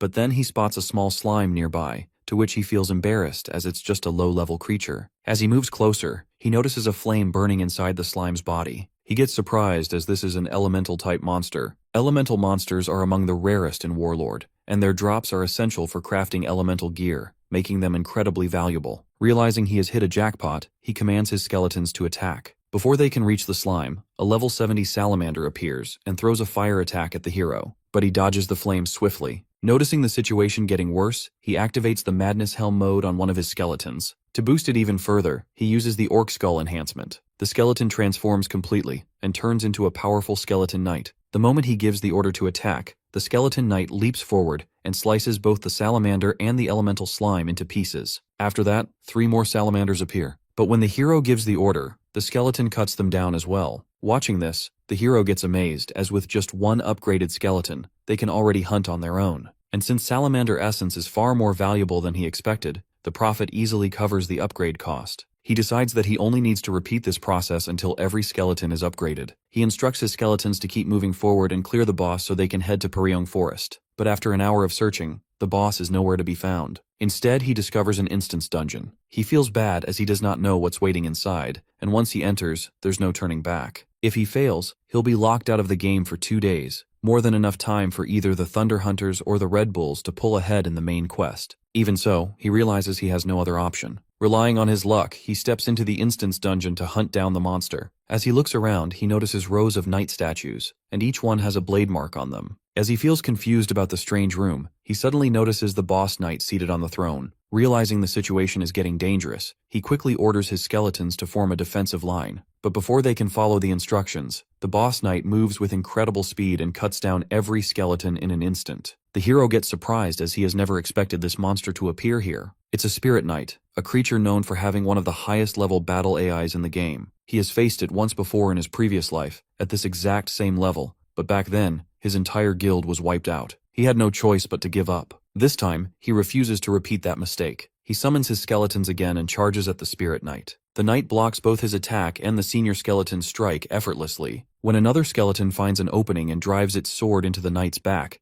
the hero expects at least some damage, but nothing happens. Instead, the knight releases a powerful shockwave, which defeats the skeleton and sends both the hero and the senior skeleton back. The hero realizes that normal skeletons or even the golem are useless against this enemy. Remembering the desperate battles of his previous life and how he managed to defeat far stronger monsters, he forces himself to fight. He leaps at the spirit knight alone and unleashes multiple slashes. But to his shock, the knight's speed suddenly increases, and it gives some serious injuries to him. While fighting, the hero manages to block one of the knight's strikes. That brief opening is enough for the senior skeleton to rush in and slice off the knight's arm. Meanwhile, in Sierra Canyon Village, the leader of the Red Bulls walks through town with his girlfriend. He admits that the village is doing better than he expected. She tells him it's because he is the one managing the area now. She mentions that they've also secured a stable supply route, so they will not be short on resources anytime soon. At that moment, the leader's curiosity about Heiho Mask rises again. His girlfriend insists that the boy is just a normal hunter who takes down low-level monsters. But the leader comments that the monsters may be low-level, but the way that boy defeats them is unbelievable. He explains that in this game, where players can actually feel pain, only two kinds of people dare to fight monsters stronger than themselves. These are the reckless ones and the true-born warriors. And Heiho Mask is both. Inside the dungeon, the hero feels relief when the senior skeleton cuts off the knight's arm. But then suddenly he watches the spirit knight form a new sword arm. He does not hesitate and leaps forward to strike again. Before he can reach it, the knight slams its blade into the ground, which causes a destructive shockwave. Despite the impact, both the hero and the skeleton land several slashes on the knight's body. Noticing their relentless attacks, the knight gets angry and suddenly leaps at the hero. The hero tries to block, but the force is overwhelming. The knight strikes his chest, to which he crashes back. As the knight is going for a finishing strike, the senior skeleton rushes in and takes the damage on itself. Seeing the skeleton sacrifice itself, the hero gets angry. He quickly throws multiple bombs at the knight and comments that he just needs one final push to win. But when the smoke clears, the knight stands alive. He reminds himself that elemental monsters barely take damage from magic. That's why he mixed skeleton fragments into the bombs. Activating the fragment's ability, he summons a swarm of skeletons that grab the knight tightly. Seeing the opportunity, the hero leaps forward, and by delivering multiple powerful blows, he finally kills the spirit knight. Doing this, the hero earns many rewards and a lot of money. He summons his senior skeleton, who checks on the condition of the remaining skeletons. The hero praises them for their efforts, to which the skeletons also feel good. Still, he feels puzzled about why he is still in the dungeon after defeating the boss. Just then, a treasure room suddenly opens in front of him. Getting amazed, he steps inside and finds a book containing the main quest story bait, something he has already read thoroughly before his regression. Feeling embarrassed about the reward, he prepares to leave, but a strange light erupts from the corner, signaling for another prize. Soon after, he arrives at Peryung Forest. Feeling confident that his level is now appropriate, he declares that it's time to begin the main quest. He summons all of his skeletons, now fully upgraded like his senior skeleton. This is thanks to the treasure room reward, an incredibly powerful skill called armament, which allows him to equip his summons with user gear. He thinks about how much stronger his skeletons will become with this skill. As he speaks to his skeletons, three men suddenly appear. They introduce themselves as members of the R2 family, but the hero ignores them and continues on his path. They call him and insist he at least hear them out. They explain that they are training in Peryung Forest, aiming to reach level 100, but the monsters here are too strong for them alone. They've been searching for party members, but no one has agreed to join. Once again, they plead with the hero to team up with them, but the hero beats them up and tells them that he has no intention of working with anyone. Saying that, he moves on. The three men feel bad as their last hope is also gone. As they are unsure of what to do next, they receive a help request from the Toon family, whom they had met before. Meanwhile, the hero encounters an ogre in the forest. He orders his skeletons to strike immediately, to which they agree. Moving swiftly, the skeletons tear the ogre to pieces in an instant. By the time he is done, the hero has defeated a total of 55 ogres at that spot. After facing the spirit knight, he finds most monsters far too easy now. Feeling confident, he remembers his ongoing quest to find armored monsters. Yet, despite his efforts, he has not found any trace of them so far. He realizes he can't afford to waste time like this, as the top 30 guilds have surely already begun the main questline. He considers asking the R2 family for information, but he does not want to work with anyone. As he is thinking this, suddenly he hears an explosive noise. When he investigates, he gets stunned to see that the sound comes from armored monsters engaged in battle with the R2 family. Amid the chaos, the family leader spots the boss of the monsters who is directing his underlings to attack. His companions frantically cast fire magic to hold the enemies off for as long as possible. They report that the Toon family has been almost completely wiped out and insist that they cannot face this many monsters alone. So retreat seems the only option. Assessing the situation, the leader acknowledges that their chances of defeating the monsters are extremely slim. Still, he resolves that they must use every remaining drop of mana to create an escape route and give the Toon family a chance to survive. The leader leaps at the monsters to hold them off and gives his companions time to escort the Toon family to safety. But one of the monsters lands a powerful punch, to which the leader crashes back. As the monster is going to crush him, the hero suddenly appears. Using his power, he cuts down the monster instantly. The leader gets surprised, but the hero clarifies that he isn't here to help. He is here to make sure they guys do not steal his kills. When he commands his skeletons to attack, they move with incredible speed and cut through the remaining monsters effortlessly. The leader is stunned as he has never seen a necromancer whose summons obey so perfectly. But the hero's skeletons operate on an entirely different level. When the last monster falls, the system notifies the hero that he has gained experience points. Feeling satisfied, he knows that the real challenge is still ahead, the boss of these monsters. As the boss monster prepares to attack, the R2 family warns each other that the boy has no chance of surviving. They get shocked when they notice the monster's black and red marbled eyes. It is a clear sign that this monster is linked to the main quest. They explain that corrupted monsters are 3 times stronger than normal ones, and there's no way the hero could defeat it alone. Ignoring their warnings, the hero leaps at the monster and delivers multiple strikes. The monster feels angry, but the hero activates his powerful skill and defeats it instantly. The R2 family also gets stunned by what they have just witnessed. The system notifies the hero that he has earned a huge sum of money from the kill and gained a level. He thinks that now he only needs to return to the NPC and continue the main quest. But first, he considers how the monster's drops will be divided. There were 20 black orcs and 1 helm ogre, meaning the rewards are enormous. However, he knows that the player who strikes the monster first gets to decide how the loot is split, and that chance has already gone to the R2 and Toon families. He recalls that while the families were struggling against the monsters, he had been watching them from a distance. But when he sensed the danger, he couldn't hold back and jumped into the fight on his own. As he reflects on this, the R2 family approaches him and thanks him for his unexpected help. They start taking pictures with him. The hero then asks if they plan to split the monster drops. Hearing this, the R2 leader asks the Toon family's senior member that if he wants any of the loot. The man is going to claim some, but the R2 leader comments that since Heiho Mask handled everything, the best rewards should go entirely to him. After that, the hero continues on his path and thinks about the R2 family's earlier offer to join them, but he has refused the offer once more. He realizes that playing with them might be fun, but if he did, he would never become the strongest version of himself. As he has to face the top 30 guilds alone, he orders his skeletons to move quickly because they have to finish this quest and advance to the next one. Meanwhile, elsewhere, the thug lady has successfully defeated the bear warrior. At that moment, her underlings, the princess and the mage, arrive. They report that they have 2 pieces of important news. First, 2 of the top 30 guilds, Triple Wing and Big Smile, have started a war. It began when a senior member of Big Smile clashed with a Triple Wing member during a raid. Since then, both guilds have poured massive resources into the conflict. Hearing this, the thug lady feels bad as a war at such a critical time in the main questline is not good. Then the mage delivers the second piece of information that the boy Heiho Mask has defeated the Helm Ogre. She gets surprised and realizes they need to accelerate their progress as well. She orders them to head to the NPC Ma Wung to pick up the next quests. Meanwhile, at Bangsu Castle, the hero meets with his boss, Ahimbri, once again. The boss praises him for completing his mission flawlessly and mentions that the NPC has instructed him to reward the hero with a secret order ring. The hero feels embarrassed as everything has been going smoothly so far. He recalls visiting the NPC who first told him to join the secret order mission. Understanding the value of the ring, which grants significant stat boosts, he agrees to the boss's demand. The NPC then tells him that if he truly wants to join the secret order, he must return to his boss, Ahimbri. The hero gets stunned, but the NPC explains that the boss is also a member of the secret order and can grant him the emblem. Recalling that, the hero stands on his hands with the boss's demand, as by doing this, he will receive the ring. Once he obtains it, the boss approves the next mission, noting that this assignment will make the hero even stronger, as it leads him into the war zone. Arriving at the gate of the war zone, the hero surveys the area. He knows that here, an endless stream of monsters pours in from beyond the castle walls. The waves come continuously for a limited time, making this far more dangerous than a normal raid. But the rewards are based on how many monsters one can defeat, and that excites him. He has wanted to enter this place since before his reincarnation,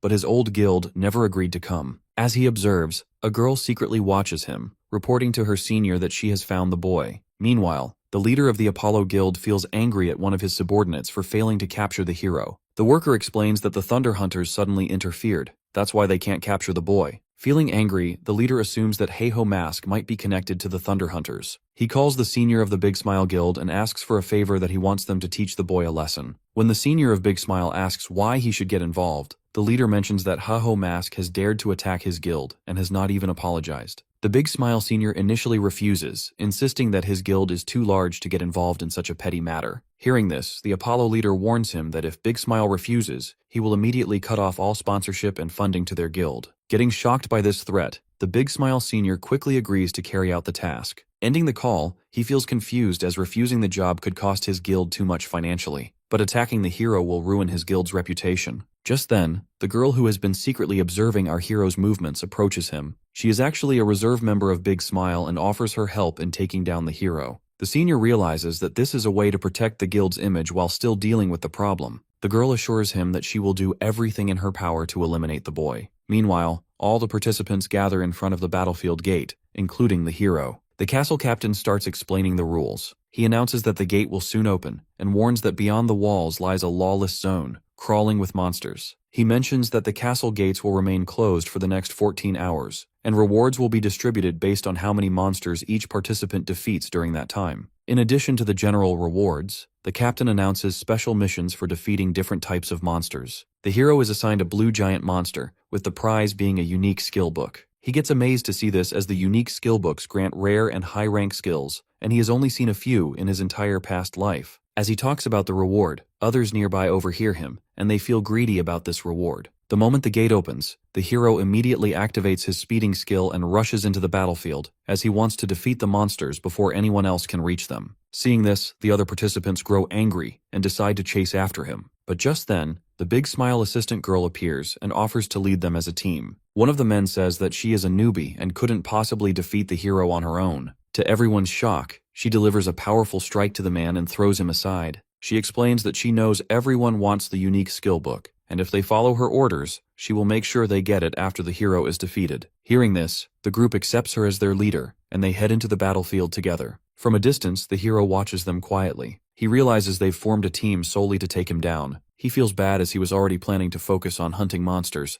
and now he has to deal with these thugs as well. Still, there is no problem for him as he has already found a way to handle them. The girl feels pride as she rallies so many people under her command. She dreams of the moment she defeats the hero, imagining the Big Smile leader recognizing her efforts and officially welcoming her into the guild. In her mind, her subordinates treat her like a queen. Suddenly, the noise of approaching monsters snaps her back to reality. She gets shocked to see an overwhelming number of powerful monsters charging toward them. She quickly orders her team to prepare, instructing them to take down the monsters one by one. The group feel confused as they have never seen waves this large. Then she notices the hero in the corner and is beating a drum. She understands that he is the one who is luring these monsters at them by using the drum. As the monsters overwhelm the thugs, they struggle to fight back and plead with the girl for permission to retreat. She's caught in the chaos herself, frustrated that her plan has completely ruined. Still, she orders them to hold their ground, insisting that once the ringleader is defeated, the monster wave will subside. She turns her attention to the hero, deciding to confront him directly. Using her skill, she leaps at him and strikes him back. But the hero doesn't get any injury and asks if she knows him,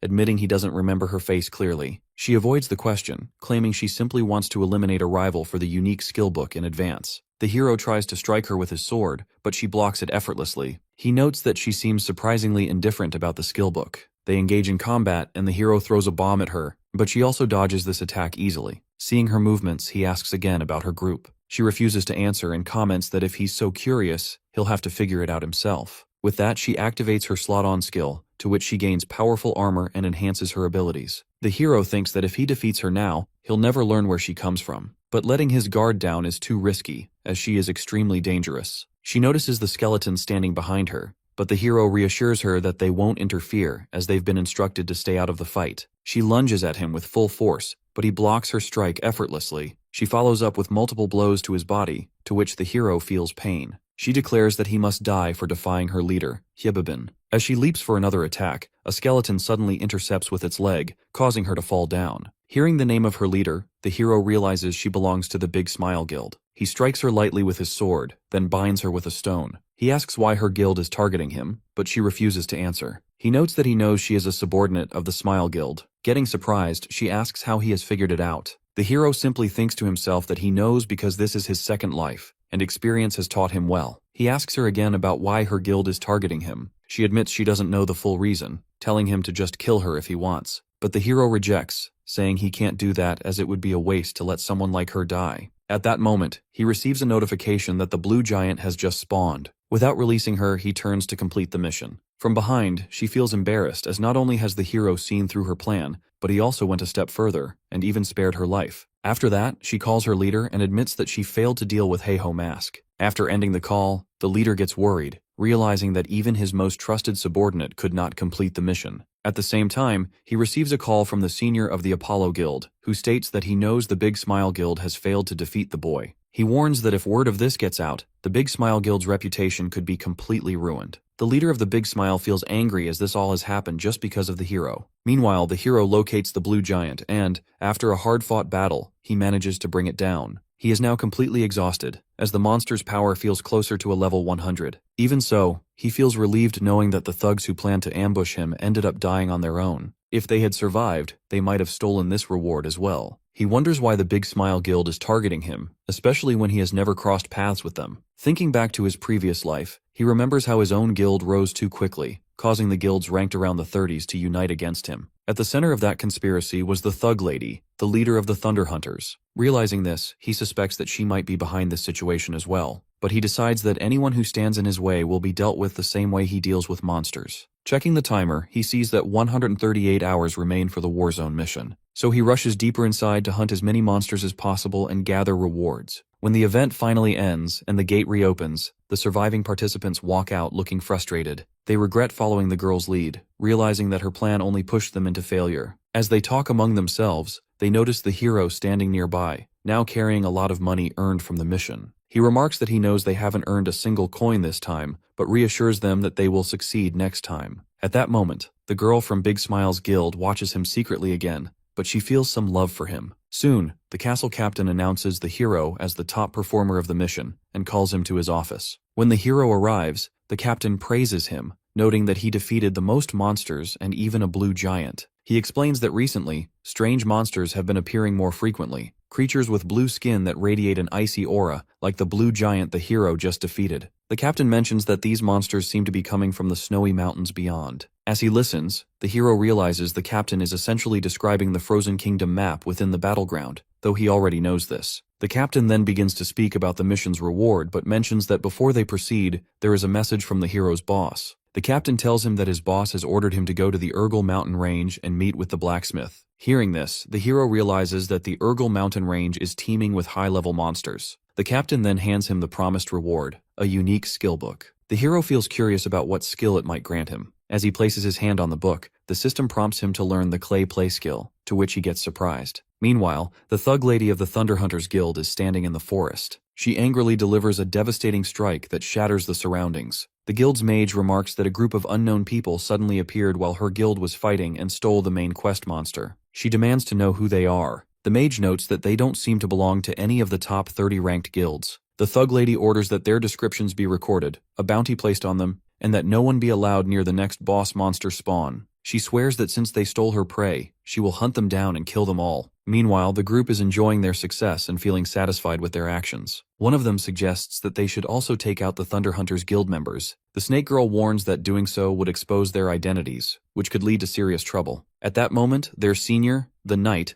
arrives and reminds them that their mission is to maintain the game's balance from the shadows. He orders them not to forget the duty of their guild, the Hands Guild, to which everyone agrees. Another girl comments on the hero, noting how quickly he is clearing the main quest. The Knight mentions that their top priority is to prevent the top 30 ranked guilds from completing their main quests. The Snake Girl then tells everyone to stop chatting and get ready for the next mission, to which the group follows her instructions. Meanwhile, the hero studies the clay play skill and realizes that it allows him to transform his golem into different monsters. With this ability, flying, enhanced mobility, and new combat options all become possible. To test it, he uses the blue giant's tooth on his golem. A bright light bursts from the golem, and he waits eagerly to see the result. To his surprise, when the transformation finishes, the golem becomes a tiny version of the blue giant. The system explains that this happened because his rank is still too low. Accepting this, he heads toward Urgel village. He blames himself for expecting too much from the skill, but he also understands that a powerful ability like this won't reach its full potential so easily. He decides to raise the skill's rank slowly and focus on the main quest for now. Reading the quest to meet the blacksmith, he thinks about how well he knows that man. The blacksmith is part of the secret order and is the most famous craftsman in the game. Countless epic items with incredible stats were created by him. With that in mind, the hero reaches the blacksmith's home, only to find it empty. Suddenly, the blacksmith appears from behind and strikes him with full force. Because of this, the hero's HP drops. The blacksmith comments that people these days are weak. He mentions that in his time, everyone was much stronger. The hero recognizes him and asks why he attacked him. The blacksmith replies that it was only a test, to which the hero feels confused about what kind of NPC randomly beats someone as a greeting. Before he can react, the system notifies him that he has earned 2 titles just by meeting this man. Getting surprised, the hero grabs the blacksmith and begs him to give him any task, claiming he wants to serve under him. The blacksmith gives him a pouch as a new quest. By throwing him out of the house, he orders him to deliver the pouch to Baheim Forest. The hero doesn't feel upset as he knows this quest can reward him greatly. Reading the quest details, he realizes he will have to meet the elves in that forest. The problem is that elves are usually hostile toward humans and hide deep inside the woods, constantly moving to avoid being found. Thinking about how to handle this, the hero suddenly gets an idea. He begins beating drums in the center of town, announcing that he is buying information about Baheim Forest. The act is embarrassing, but he has no better option. As he continues, a powerful figure named Pitbull Singh suddenly appears. Seeing him, the hero gets surprised as the guy is one of the top 100 rankers. The crowd also wonders about why such a high-ranked player has shown up. Some even whisper that he might be here to challenge the hero. The hero thinks back to his past life, remembering that he once fought this guy and managed to defeat him. But now, with his current low level, he isn't sure he can win if they end up fighting again. As people comment that the hero looks completely outmatched in front of this guy, the hero feels angry. The guy says he heard the hero is looking for information about Baheim Forest. He assures him that he can tell him everything he wants to know. When the hero asks the price for that information, the guy replies that he wants to confess his love. Hearing this, everyone gets shocked as they assume that the guy intends to confess his love to the hero. After that, both the hero and the guy run into the forest, trying to escape the chaos behind them. The hero feels exhausted, to which the guy urges him to calm down. But the hero gets angry as this entire situation is the guy's fault. First, he made that shocking statement in front of everyone, and now the whole town is chasing them, assuming something completely different. The hero tells him directly that he plans to reject his confession. The guy gets stunned and explains the real situation that a few months ago, while hunting in this area, an elf girl appeared before him. He fell in love at first sight, but she disappeared as quickly as she came. Since then, he has waited in that same place for months, gathering every piece of information he could from residents and nearby NPCs. He searched all the spots where people claimed to have seen elves, but he never found her again. Just when he was about to give up, he spotted the hero gathering information about elves. That is why he approached him, as he wants the hero's help in finding that elf girl. Hearing this all, the hero finally understands the situation. He knows he must finish his quest quickly, and this guy is the only person who has any real clues about the elves. With that in mind, he agrees to let him join and asks him to lead the way to the place where elves are most likely to appear. They eventually arrive at a waterfall. The guy explains that, based on all the information he has gathered from local residents, this waterfall is the location where elves are seen most often. The hero asks if monsters appear here as well. The guy confirms, mentioning that large monsters especially tend to show up in this area. The hero decides to start by hunting those monsters. At this moment, a massive level 90 snake monster emerges from the shadows. The guy prepares to fight, but the hero stops him and comments that he will handle it alone. He leaps at it to attack, but the monster strikes him hard, to which the hero crashes to the ground and starts crying. As the snake is going for another attack, some powerful arrows suddenly shoot out from the shadows, which kill the monster instantly. The hero then remarks that NPCs never fight monsters. Whenever they encounter danger, they simply run. That means the local residents must have been chased, and the mysterious helpers stepped in to save them. As he says this, the elf girls reveal themselves. They are the ones who defeated the snake monster, and the hero's dramatic performance earlier was only an act to draw them out. He introduces himself and explains that he has come on behalf of the blacksmith, requesting permission to visit the elves' village. But to his shock, the elf girls aim their arrows at him, accusing him of deceiving them.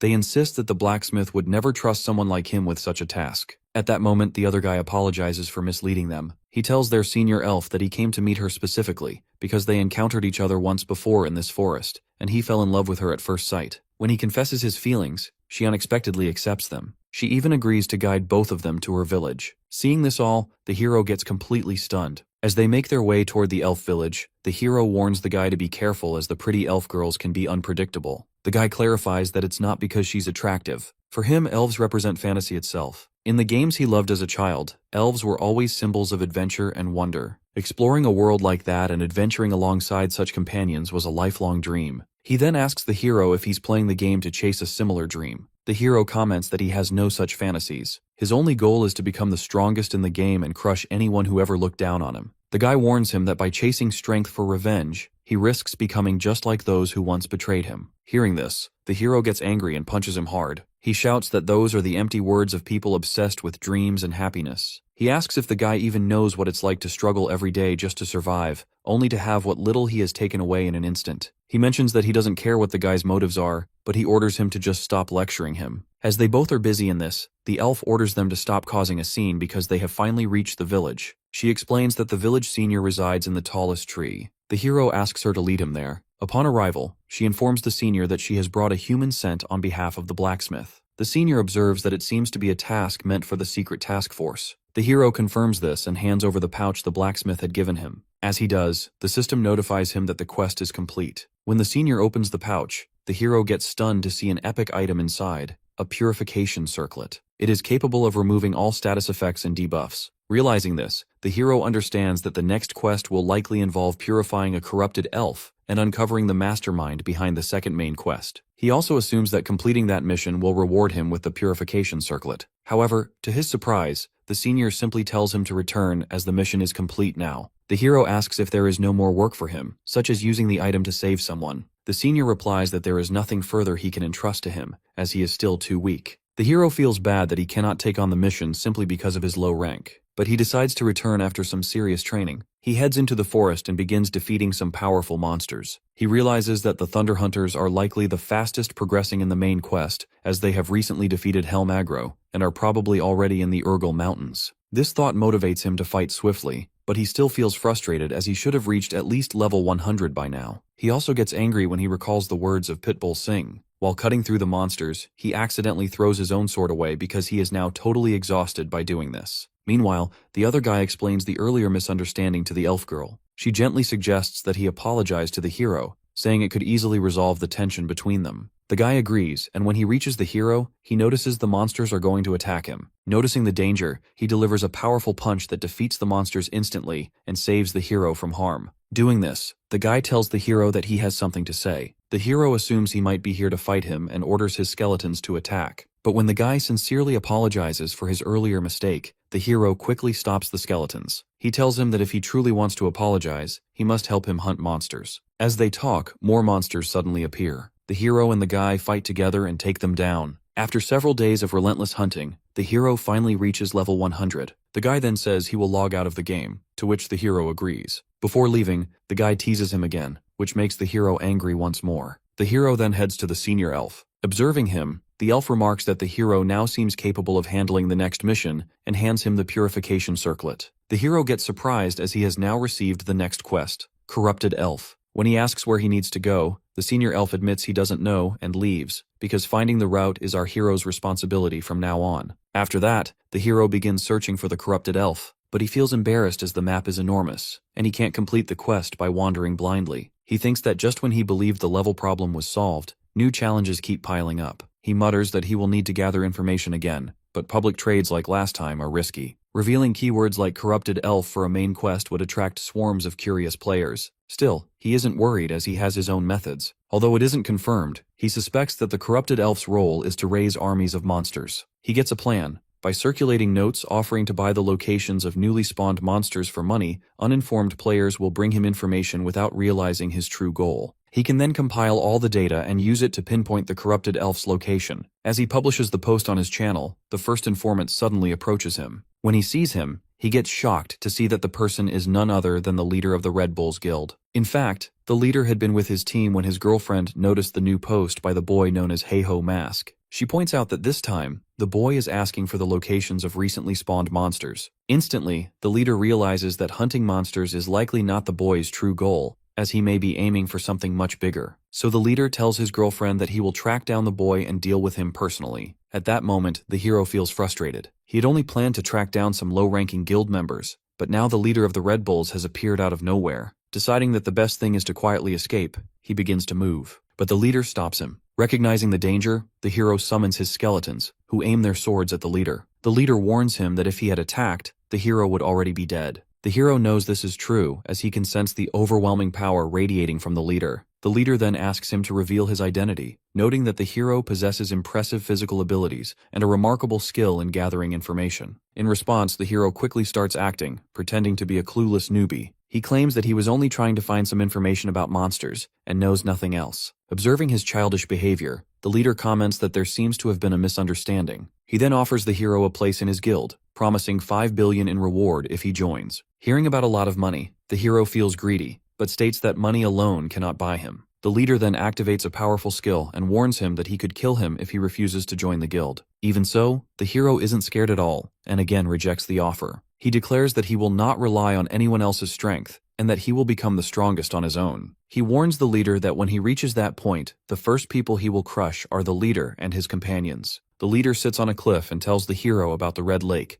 where there has been an explosive increase in newly spawned monsters. The hero asks why he is sharing this information with him, since they are supposed to be rivals. The leader explains that he does not see him as a rival. His guild is the strongest and bows to no one. He admits he is sharing the information only because he admires the hero's spirit for going solo. As the leader returns to his guild, the hero comments that if they are avoiding elf territories, they must be taking the dwarf route of the main quest and are likely at Salt Mountain. Hearing this, the leader mocks him, to which the hero feels angry but escapes from there. From behind, the leader tells his team that the boy they had considered recruiting is nothing special. However, he feels curious to see how far this boy can go on his own. Meanwhile, the hero arrives at Red Lake with his skeletons. He still feels embarrassed by the leader's words. At this moment, he notices his skeletons are playing in the red water. Seeing them, he recalls his own past when his party members also played in the same lake. Back then, he had been serious, telling them to focus on killing as many monsters as possible to level up. Thinking that, he orders his skeletons to stay on defense. While speaking to them, he suddenly notices a group of guys is approaching him, which includes one warrior, 2 mages, and a priest. He commands his skeletons to attack immediately. Before the skeletons can move, the group suddenly sits down in front of him. The hero feels confused about this, and the guys beg for his help. The group explains that they need the hero's help to hunt the corrupted gray cockatrice. The hero asks why they can't handle it by themselves. They introduce themselves as the second raid team of Golden Brother, a fairly well-known guild considered one of the promising next-generation top 30 guilds. But they are treated like leftovers within it. The hero interrupts them, telling them not to waste time with their story and to simply explain what they need. They plead for his assistance, saying that if they fail, they will be kicked out of the guild. The hero initially rejects their request. They beg again, explaining that they have nowhere else to turn, and even offer 20,000 gold. But the hero refuses as the reward is too small. Finally, they promise to give him every byproduct from the hunt. Hearing this, the hero feels interested and finally agrees to help. At that moment, they recall a past incident when they were caught by the Apollo Guild for taking a loan. They request the guild leader to give them some time. The guild leader gives them a chance that they must kill the boy Heiho Mask. The group gets stunned, unsure how they could possibly succeed against such a skilled player. The leader reassures them that he will provide top-tier equipment, insisting they must use it to eliminate the boy. He also warns them that if they fail to complete this mission,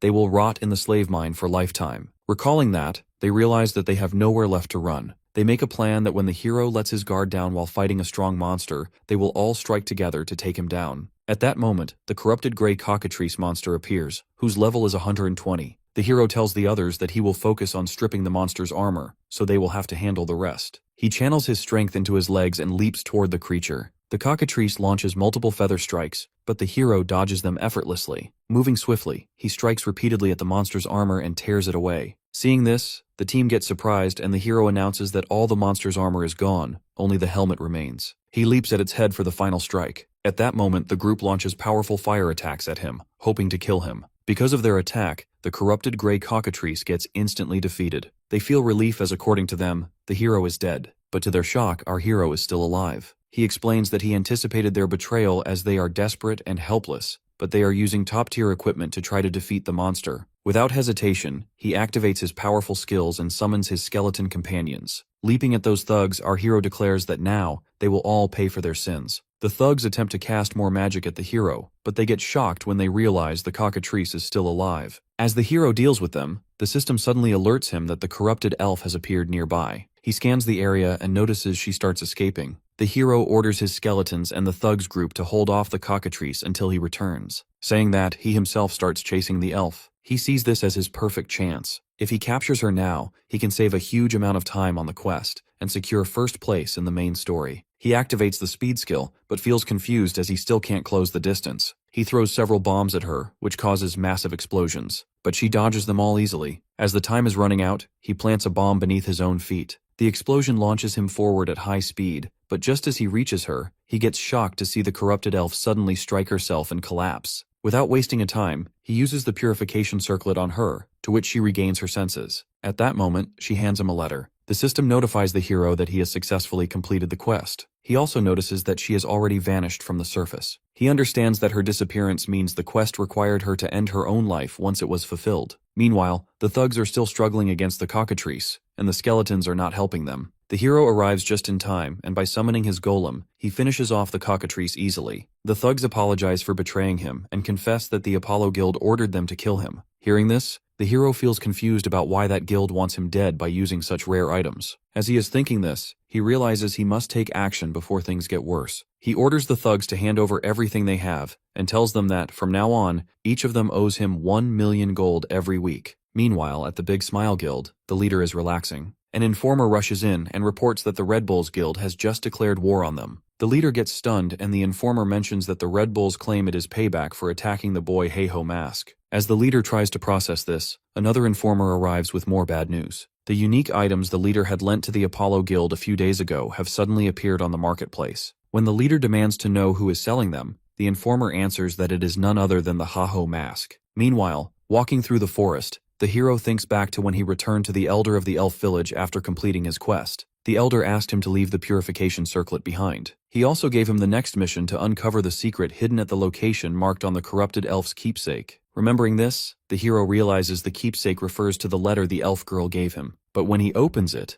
the sentences look strange as they are written in a way a normal person can't understand. He realizes that he needs help from Pitbull Singh, the one person he knows who can read the elven language. He heads to meet him and gets stunned to find several elf girls serving him. When one of the girls complains that he doesn't love her, the guy gently replies that he loves everyone. Hearing this, the hero strictly asks why he is playing around with all these girls. The guy explains that, to stay in the elf village, he needs the villagers to like him, so he does whatever keeps them happy. The elf girls warn the hero to stay away from Pitbull, but the guy gently calms them down, assuring them that the hero isn't doing anything harmful. The hero then shows him the letter and asks him to translate it. After reading it, the guy explains that a place watched over by eagles likely means a high location, and a place with blue clouds must be referring to the blue mist in the forest. He tells the hero to stop gaming so much and read some books like he does, but the hero feels angry about this. Later, the hero stands alone in the deep forest. He feels embarrassed as he has always believed elves disliked humans, yet they seem to adore Pitbull Singh. At that moment, a level 110 Smogrian appears, but by moving swiftly the hero takes it down instantly. Even after the fight he feels uncertain as all he has encountered so far are Smogrians. He wonders whether he is even in the right place. He remembers the guy's warning to be cautious as after all, the Sweepers Guild, one of the top 30 guilds, controls this area. As he is thinking, a strange man suddenly steps out from the shadows and demands to know the hero's identity. With his power, the man changes the entire forest around them. The system identifies him as a corrupt comrade named Avon. The hero realizes that this means the man is connected to the main quest. The guy leaps at him, but the hero blocks the attack and forces him back. He then sends his skeletons to strike, but the guy destroys them easily. Feeling angry, the hero unleashes multiple strikes, but to his shock, every wound the guy receives heals instantly. The system warns the hero that physical attacks are useless against this creature. The hero orders his skeleton mage to attack next, but the guy leaps in and takes it down as well. Noticing the situation getting worse, the hero feels confused about how he is supposed to defeat such a powerful monster all by himself.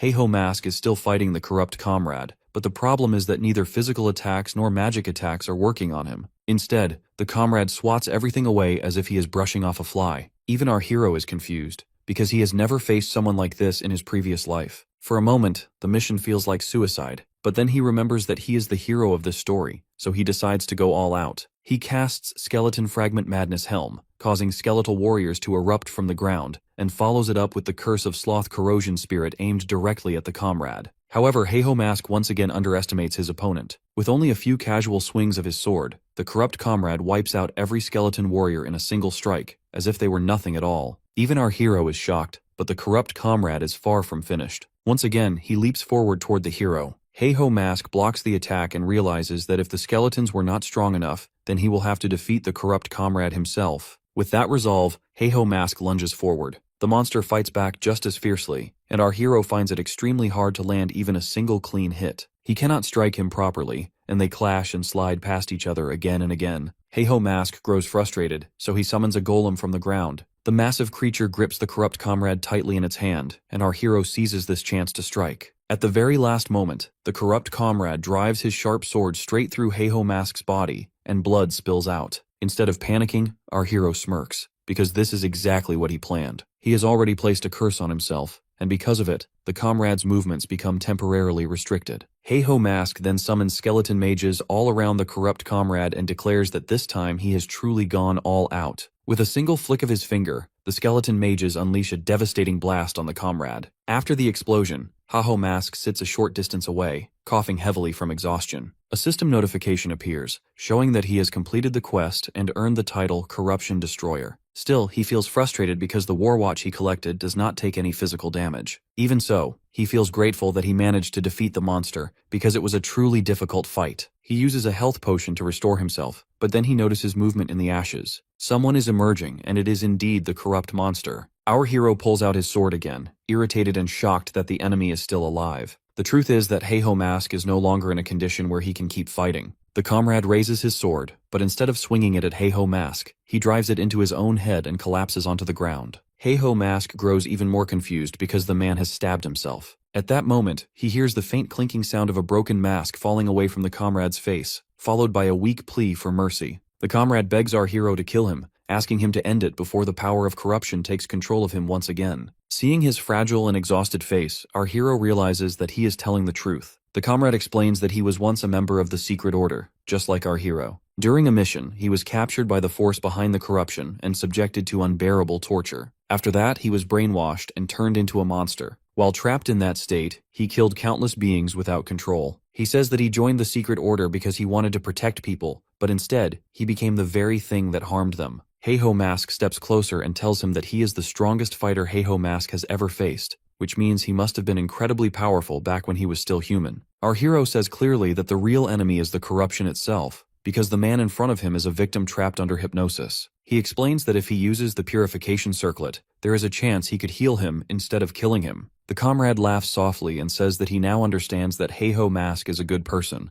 and he feels relieved knowing that. He grips our hero's hand, and before Heiho Mask can react, the comrade says his farewell. His body fades into thin air, leaving only his sword behind. A system notification appears, informing our hero that he has completed the side quest Inheritance. Heiho Mask realizes that this was yet another hidden quest, and this time he feels genuinely irritated with the game. On the other hand, Cheaseolyan finally finishes dealing with the dragons. Even after the rampage ends, she remains frustrated, because Heiho Mask is working with the Red Bulls instead of her clan, a clan that could give him everything he could ever want. As she sulks over this, her two clan members grow worried and confused. The boy believes that she only wanted to recruit talented players like our hero, but he realizes that this is not the truth. Cheaseolyan is obsessed with Heiho Mask himself, and he does not like seeing her in this state. He suggests that they should return for now, but before he can even finish speaking, someone interrupts them. A knight approaches Cheaseolyan, saying that he needs to speak with her. The moment he appears, both clan members tense up, frustrated and unsettled, because they did not even sense him coming. But Cheaseolyan remains calm. She says that she has no reason to talk to someone she does not even know. At that moment, the man closes the distance between them, and quietly asks if she wants him to get rid of our hero. Hearing those words, Cheaseolyan's expression changes, and a slow smile spreads across her face. Heiho Mask places Aben's sword on the counter in front of the shopkeeper. The moment the shopkeeper sees it, his hands begin to tremble, and his face fills with sadness, because the corrupt comrade was once his close friend, and is now gone. He had been anxious for a long time, unable to learn where his friend was or whether he was even alive, and seeing the sword at least gives him a sense of closure. Our hero remains calm and hands the sword over, thinking it would feel strange and even disrespectful to keep the property of someone he had just killed. Just then, a system notification appears, revealing that the sword is a unique level weapon with an extra 77% strength, 66% stamina, 55% intelligence, and 44% mana. The moment our hero sees the stats, he cannot help but stare in awe at how incredible the weapon is. He almost starts drooling over it and silently thanks the poor comrade's soul, feeling like he has hit a massive jackpot. He even imagines that the comrade would be happy to pass on such a blessing, because now our hero will not need to buy another sword for a very long time. With the extra money he now has, his mind races as he thinks about all the things he can finally do in this world. Suddenly, someone calls out his name. Heiho Mask turns around and freezes when he sees a huge crowd gathered in front of him. They are not there to talk or negotiate. They rush toward him all at once. Our hero panics slightly and shouts, asking who they are and how they even recognized him when he is not wearing a mask. At that moment, his watch starts blinking. It is Anna on the line, telling him that he is basically in serious trouble, because there is a bounty on his head on the dark web worth around 100 million gold. Heiho Mask cannot believe that someone would place such a massive bounty on his head, and to him it means only one thing. Seolyan is targeting him. At the same time, Seolyan is speaking with Mark, the man who has just offered to kill our hero for her. She asks him why he wants to do it, and Mark explains that our hero is actually a werewolf. He compares the situation to a game of chess, saying our hero is a pawn, but an illegal one, a rule breaker who does not move according to the rules of the game. Mark claims that eliminating Heiho Mask is the only proper move. He tells her that several guilds have already joined his plan, and once the Thunder Hunters join as well, they can wipe Heiho Mask out together without any trouble. The queen starts to smile, and Mark thinks she is about to agree with him. But in the very next second, she slams him to the ground and steps on him in anger. She recognizes him as the same man who was with the group that stole the boss she was fighting last time. She makes it clear that she hates thieves and robbers, and she does not work with people who steal what belongs to her. Mark realizes that he has made a fatal mistake. He swings his sword at her in desperation, then immediately turns and runs away. One of the queen's clan members tries to chase him, but Chea Seolyan stops them, knowing it would be pointless just like before. Instead, she orders her members to contact all the guilds and warn them that Heiho Mask belongs to her, and if anyone dares to touch even a single hair on his head, they will all die. Meanwhile, Mark keeps running, speaking to his computer screen as he reports to his boss that the negotiations with the Thunder Hunters have failed, and he even begs to be punished in any way his boss sees fit. Mark asks his supervisor if he should go and eliminate our hero on his own, but the supervisor refuses. He says it would be a mistake to act so openly, because Mark is his secret wildcard. He explains that the trap is already set, and now it is only a matter of time before our hero walks straight into it. Time is on his side. With that thought, he looks at the massive crowd charging toward our hero, confident that this chaos will do the work for him. On the other hand, our hero feels nothing but irritation. Even if he defeats everyone in front of him, more people just keep coming. Anna is completely panicked and explains that of course the crowd is this huge, because anyone who captures him will earn 100 million. Right now, Heiho Mask is basically a walking lottery ticket. She asks who he managed to anger so badly to end up in this situation. At first, Heiho Mask tries to deny it, but then he remembers all the people he crossed along the way. He realizes he has made more enemies than he thought. Still, there is only one person powerful enough to cause something like this, and that is Chea Seolyan. But her personality is fierce and direct, and she would have come to kill him herself instead of sending others, which makes the situation even more confusing. Anna, now on the verge of tears, begs him to stay safe and asks what he plans to do. At this rate, they will not even be able to continue the game. She takes responsibility, saying she works for him and even gets paid by him. That is when Heiho Mask suddenly gets an idea. He decides to shop and purchases a wyvern skull, vowing to uncover who is really behind all of this. With that, he summons a golem from the ground. The crowd freezes for a moment in shock before charging again. Our hero then pours all of his stats into skill play and activates the wyvern skull, allowing the golem to change its form. Still, Heiho Mask is not exactly happy about it. He had saved that money for good food, and now his balance is completely empty. But thanks to the golem, which has now transformed into a dragon, he finally has a way to escape this nightmare. Before leaving, our hero turns back and taunts the crowd, daring them to catch him if they can. Heiho Mask flies into a beautiful sunset, while the crowd that attacked him just minutes ago gathers below, frustrated and helpless as they watch him escape.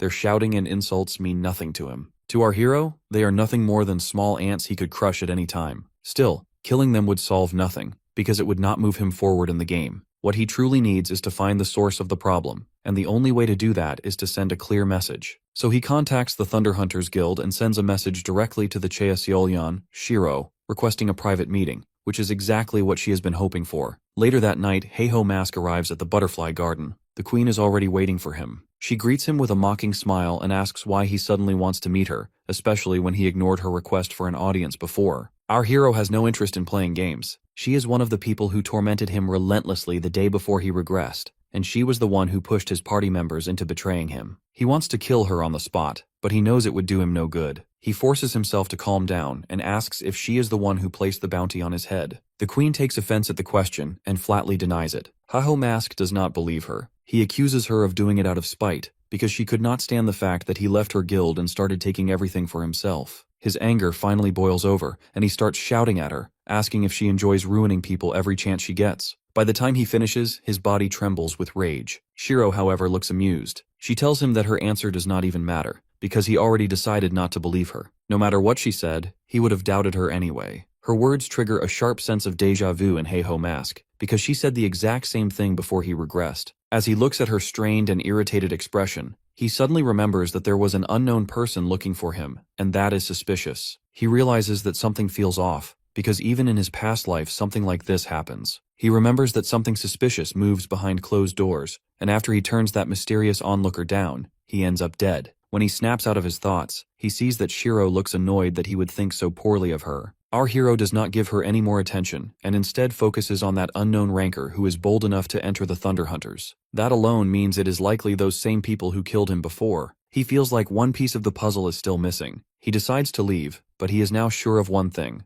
that Chea Seolyeon is not, or at least is not fully, the mastermind behind everything. Just as he turns away, she calls out to him and once again offers for him to join her guild. This time our hero snaps back angrily, telling her she is getting on his nerves, because when someone refuses, they should learn to back off. Before he can finish, she cuts in and says that he clearly dislikes her. She admits she does not know why, but she is used to people hating her without reason. Still, she gives him one honest piece of advice. He cannot stand alone against someone willing to place a bounty of 100 million gold on his head. He needs to come under her banner so she can protect him. She promises she will never force him to do anything he does not want to do. That is still not enough for Heiho Mask. He would rather die than join her guild, because the last time he did, he actually died. Chea Seolyeon argues that he should not be so stubborn, but our hero ignores her again. He says he will become the strongest with his own power, and that is a promise he made to himself. The queen falls silent, shocked by his willful thinking. Even Heiho Mask feels confused about why he says it so boldly. In the next moment, the queen smiles and wishes him luck. She says she is one of his strongest contenders, so he should prepare himself, because she plans to give him real competition. Heiho Mask thinks she is insane, because she is declaring war on him with a smile. He tells his golem to fly away as Chea Seolyeon waves him goodbye. Heiho Mask looks back at the beautiful woman and realizes that before his regression, she was once normal too. Something must have happened before that time to turn her into the person she becomes. Whatever it is, he decides he will uncover it after he crushes the people behind the bounty. Suddenly, Anna's panicked voice comes in again and asks what he did, because a wanted poster now spreads everywhere. It states that whoever kills our hero will receive 100 million gold. She asks if he somehow found a sponsor willing to offer that much money. Our hero replies that it is not a sponsor, it is just one crazy woman who is after him. Elsewhere, at Misandra Castle, a group of hooligans bully a young girl. She trembles in fear, injured, scared, and barely able to speak as she begs for her life. They kick her again and again and try to punch her, until a silver-haired boy suddenly stops them. He turns to the girl and asks if she is the quest target. The girl replies that her name is Git, and she has no idea what a quest target is. At that moment,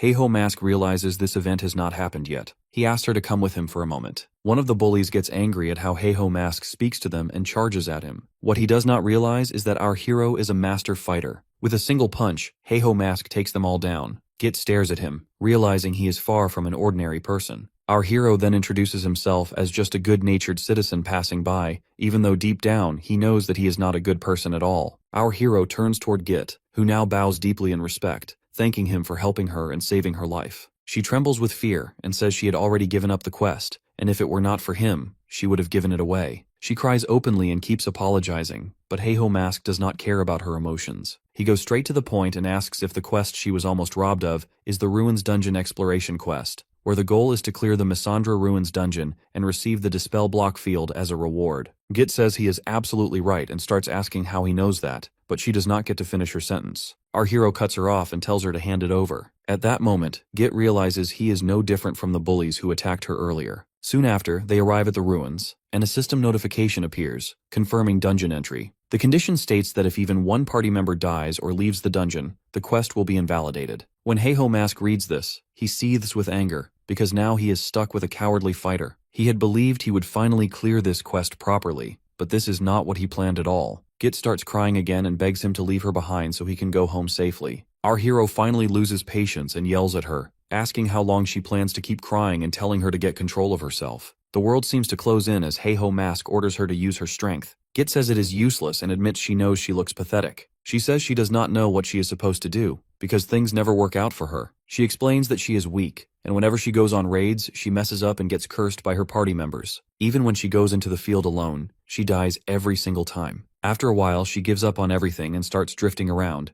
only taking small village NPC quests to stay safe. During that time, she accidentally meets the hidden quest condition and unlocks the ruins. When she learns that the quest rewards a title, she cries tears of happiness, because for the first time it feels like the game acknowledges that even someone weak like her can still be a player. She asks Heiho Mask if he really thinks she wants something that powerful stolen from her. She says she only gives up because there is no way she can defeat him. Git keeps crying as our hero finally lets go of her. He tells her she can keep running away her entire life, but no matter what happens, he is going to clear this dungeon. Just as he turns to leave, he suddenly stops and looks back. He tells Git that just because she has lived a weak life until now does not mean it has to be her destiny. He says she can still pull herself together and fight against the odds. Those words sink deep into Git's heart. When she realizes Heiho Mask has already walked away, she considers logging out for good. Then fear grips her, because if she leaves, she does not know what our hero might do to her for invalidating the dungeon quest. With no other choice, she quietly enters the dungeon. The moment she stands up, she freezes in terror as a giant bug monster appears right in front of her. Before she can control herself, she screams and runs toward Heiho Mask. He quickly realizes a swarm of giant bees is charging straight at them. He pushes Git aside, draws his sword, and slashes through the bees one by one.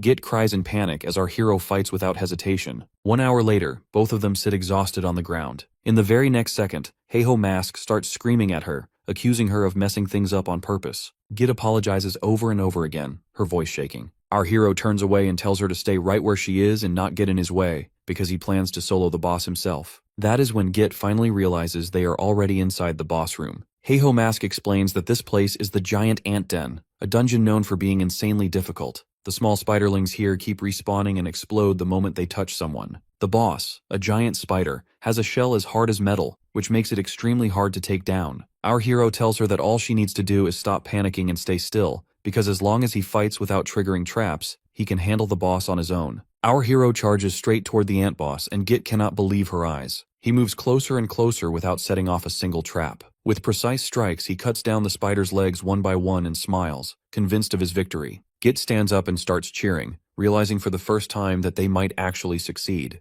Then she looks down and her heart drops. She has stepped into a web and triggered a trap. A spiderling crawls up her leg and explodes, and she screams in pain. She tries to stand and run, but freezes when she sees more spiderlings crawling all over her body. At that moment, she believes this is the end. Our hero reaches her at the last possible second, slicing through the spiderlings and destroying them one after another. He curses his luck for being stuck with someone so useless and openly calls Git worthless. He tells her to stop crying and run straight to the entrance, warning her that if the quest fails because of her, he will kill her himself. As Git stares in shock, the remaining ants swarm our hero and begin exploding one by one around him, while she watches the terrifying scene unfold in front of her. Git runs away from the temple crying uncontrollably, thinking she is pathetic and weak. She cannot even fight. She has accomplished nothing in her life and has always been the target of bullies who took whatever they wanted. She falls to the ground, overwhelmed by despair, but then suddenly she remembers our hero's words about changing her own destiny. Something inside her snaps. Meanwhile, our hero is cocooned by the ant spiders, but he slashes his way out with his sword. He watches the spiderlings carefully, knowing that if any of them die, the quest would fail, so he has to wait just a moment. He plans to summon his skeletons, but then he notices Git standing near the entrance. She draws the spider's attention, creating a perfect distraction so Heiho Mask can take down the boss more easily.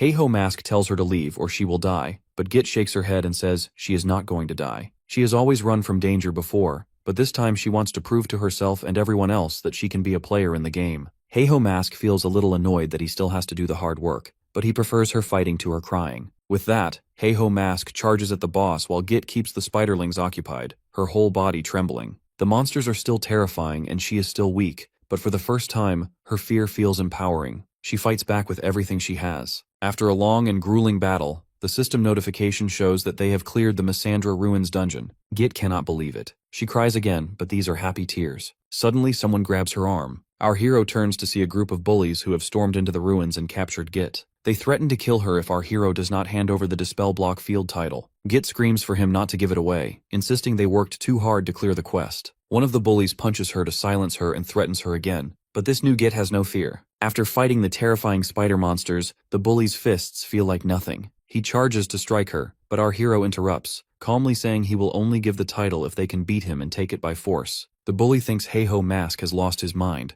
but in the next instant, blood splatters across the room. Skeletons appear out of nowhere, eliminating the entire gang. Git stares in shock, realizing that Heiho Mask is the infamous masked player known for summoning skeletons and wielding guild-level combat power alone. The bully cannot believe someone so strong could be in such a lowly place, but our hero shrugs, saying it is none of his concern. He calmly demands everything the bully owns, and a blast follows. Soon, our hero obtains the War Watch. As Heiho Mask and Git leave the ruins, Git reflects on how naive she was to think Heiho Mask was just a slightly stronger player. She now realizes he is a named player of legendary status. She bows to him once again, thanking him for saving her life. Without him, she would never have cleared the quest, not physically and not mentally. Before leaving, our hero tells her to take the title. She protests, saying she does not deserve it, but he insists on one condition: she must keep playing the game. Git is so touched that she bursts into tears and rushes to him, promising that she will work hard to make him proud. Later on, Our hero changes out of the nerdy outfit he used to hide his identity. Once he is back in his normal clothes, he realizes how much more comfortable he feels. Earlier he wanted to lay low, but in the end, it turned out to be pointless anyway. Still, he did gain something useful from it. That is the player named Questman Git, who specializes in collecting rare quests. Our hero knows she will be useful later, so he decides to invest in her, even though right now she is still a whiny mess. With the block field finally dispelled, it is time for Heiho Mask to move toward his true goal and begin the second chapter of the main quest, the Cursed Territory. He enters the Riki Town Square, where many warriors are already gathered. They all realize the block field was lifted not long ago, and most of them are already preparing for the next main quest. All the major guilds are present. The second squad of Ares, the elite members of Triple Wing and Hydra, all top 30 are gathered. Suddenly, the attention of the crowd shifts to a man with an overwhelming presence. It is Heiho Mask, walking in as if he owns the city. Murmurs spread instantly. People whisper that he must be the one who took down the block field. Heiho Mask smiles and smirks, briefly enjoying the attention like a celebrity. But the praise does not last long. Insults soon follow. Rumors spread that he is backed by a powerful hacker who boosted his level unnaturally. Our hero laughs at the idea, thinking they are just jealous. Then he hears another rumor, that he is Chea Seolyan's pet, and that one truly irritates him. As if that were not enough, others start claiming he is dating Shev from the Red Bull Warriors, and that they go around warning people not to mess with our hero because he belongs to them. Heiho Mask starts shaking with anger. These rumors turn him into a joke. Before he realizes it, his anger explodes. He slams the man spreading the rumor, knocking him to the ground and striking him repeatedly. He yells that he belongs to no one and demands to know who started these lies. Suddenly, a calm voice interrupts him and tells him to stop, warning him not to interfere with an important quest. The speaker is an NPC from the Secret Order, Cerebro. Heiho Mask freezes and immediately backs off, realizing this marks the start of the main quest. He regains his composure as the NPC sees that things have settled. Cerebro begins explaining that the Cursed Territory is a land where a corrupted being once conducted experiments in a past era. Because of that, nearby monsters and regions are now cursed, and the curse must be lifted. Our hero realizes he has heard this before, back in his previous life. To study the curse, the next task should be to capture a cursed monster, the goat-headed chimera. Our hero already knows its patterns, spawn points, and weaknesses. He waits for those familiar words. But then the NPC changes the task. Instead, she announces that the target is the Evil Eye. Our hero's eyes widen. This never happened before. The Evil Eye is level 150 and has a passive AoE skill. As the crowd erupts into arguments, the NPC clarifies that they do not need to bring the Evil Eye back alive. Only 4 teams will be given the chance to capture it, and only those 4 teams will qualify for the main quest. With limited slots, tension explodes. The NPC wishes them luck, and within seconds everyone rushes out, desperate to secure a spot. Everyone except Heiho Mask. He stands still, confused and deeply shaken. The future has changed. The knowledge he relied on may now be useless. His thoughts spiral, but he slaps his own face to calm down. He forces himself to think clearly. Either the future is changing because of his regression, or his past information was flawed. Both are possible, and he needs to adapt. Meanwhile, Mark arrives at the Cursed Territory and contacts his supervisor. He reports that the main quest is about to begin. Once it is done, he plans to crush Heiho Mask like an ant. The same beginner guild struggles to take down the goat-headed chimera, but their black-haired warrior is clearly terrified. All the mages try to curse the chimera while the boy runs for his life. When the chimera finally falls to the clan's combined effort, the system notification confirms their victory. The lead mage orders everyone back into position for the next monster, but the boy starts crying, begging to go home. He's terrified because these monsters are far more advanced and aggressive than anything he has faced. He sobs uncontrollably, thinking that with top guilds in the battle, they have no chance of even earning a spot in the main quest. The mage forces him to calm down and pay attention to the others fighting. When the boy finally looks up, he sees Heiho Mask charging straight at 3 goat-headed chimeras, taking them down with a few swift flicks as if peeling tomatoes. The mage tells the boy to stop crying, reminding him that people are handling it themselves, and that he needs to grow a pair and face reality.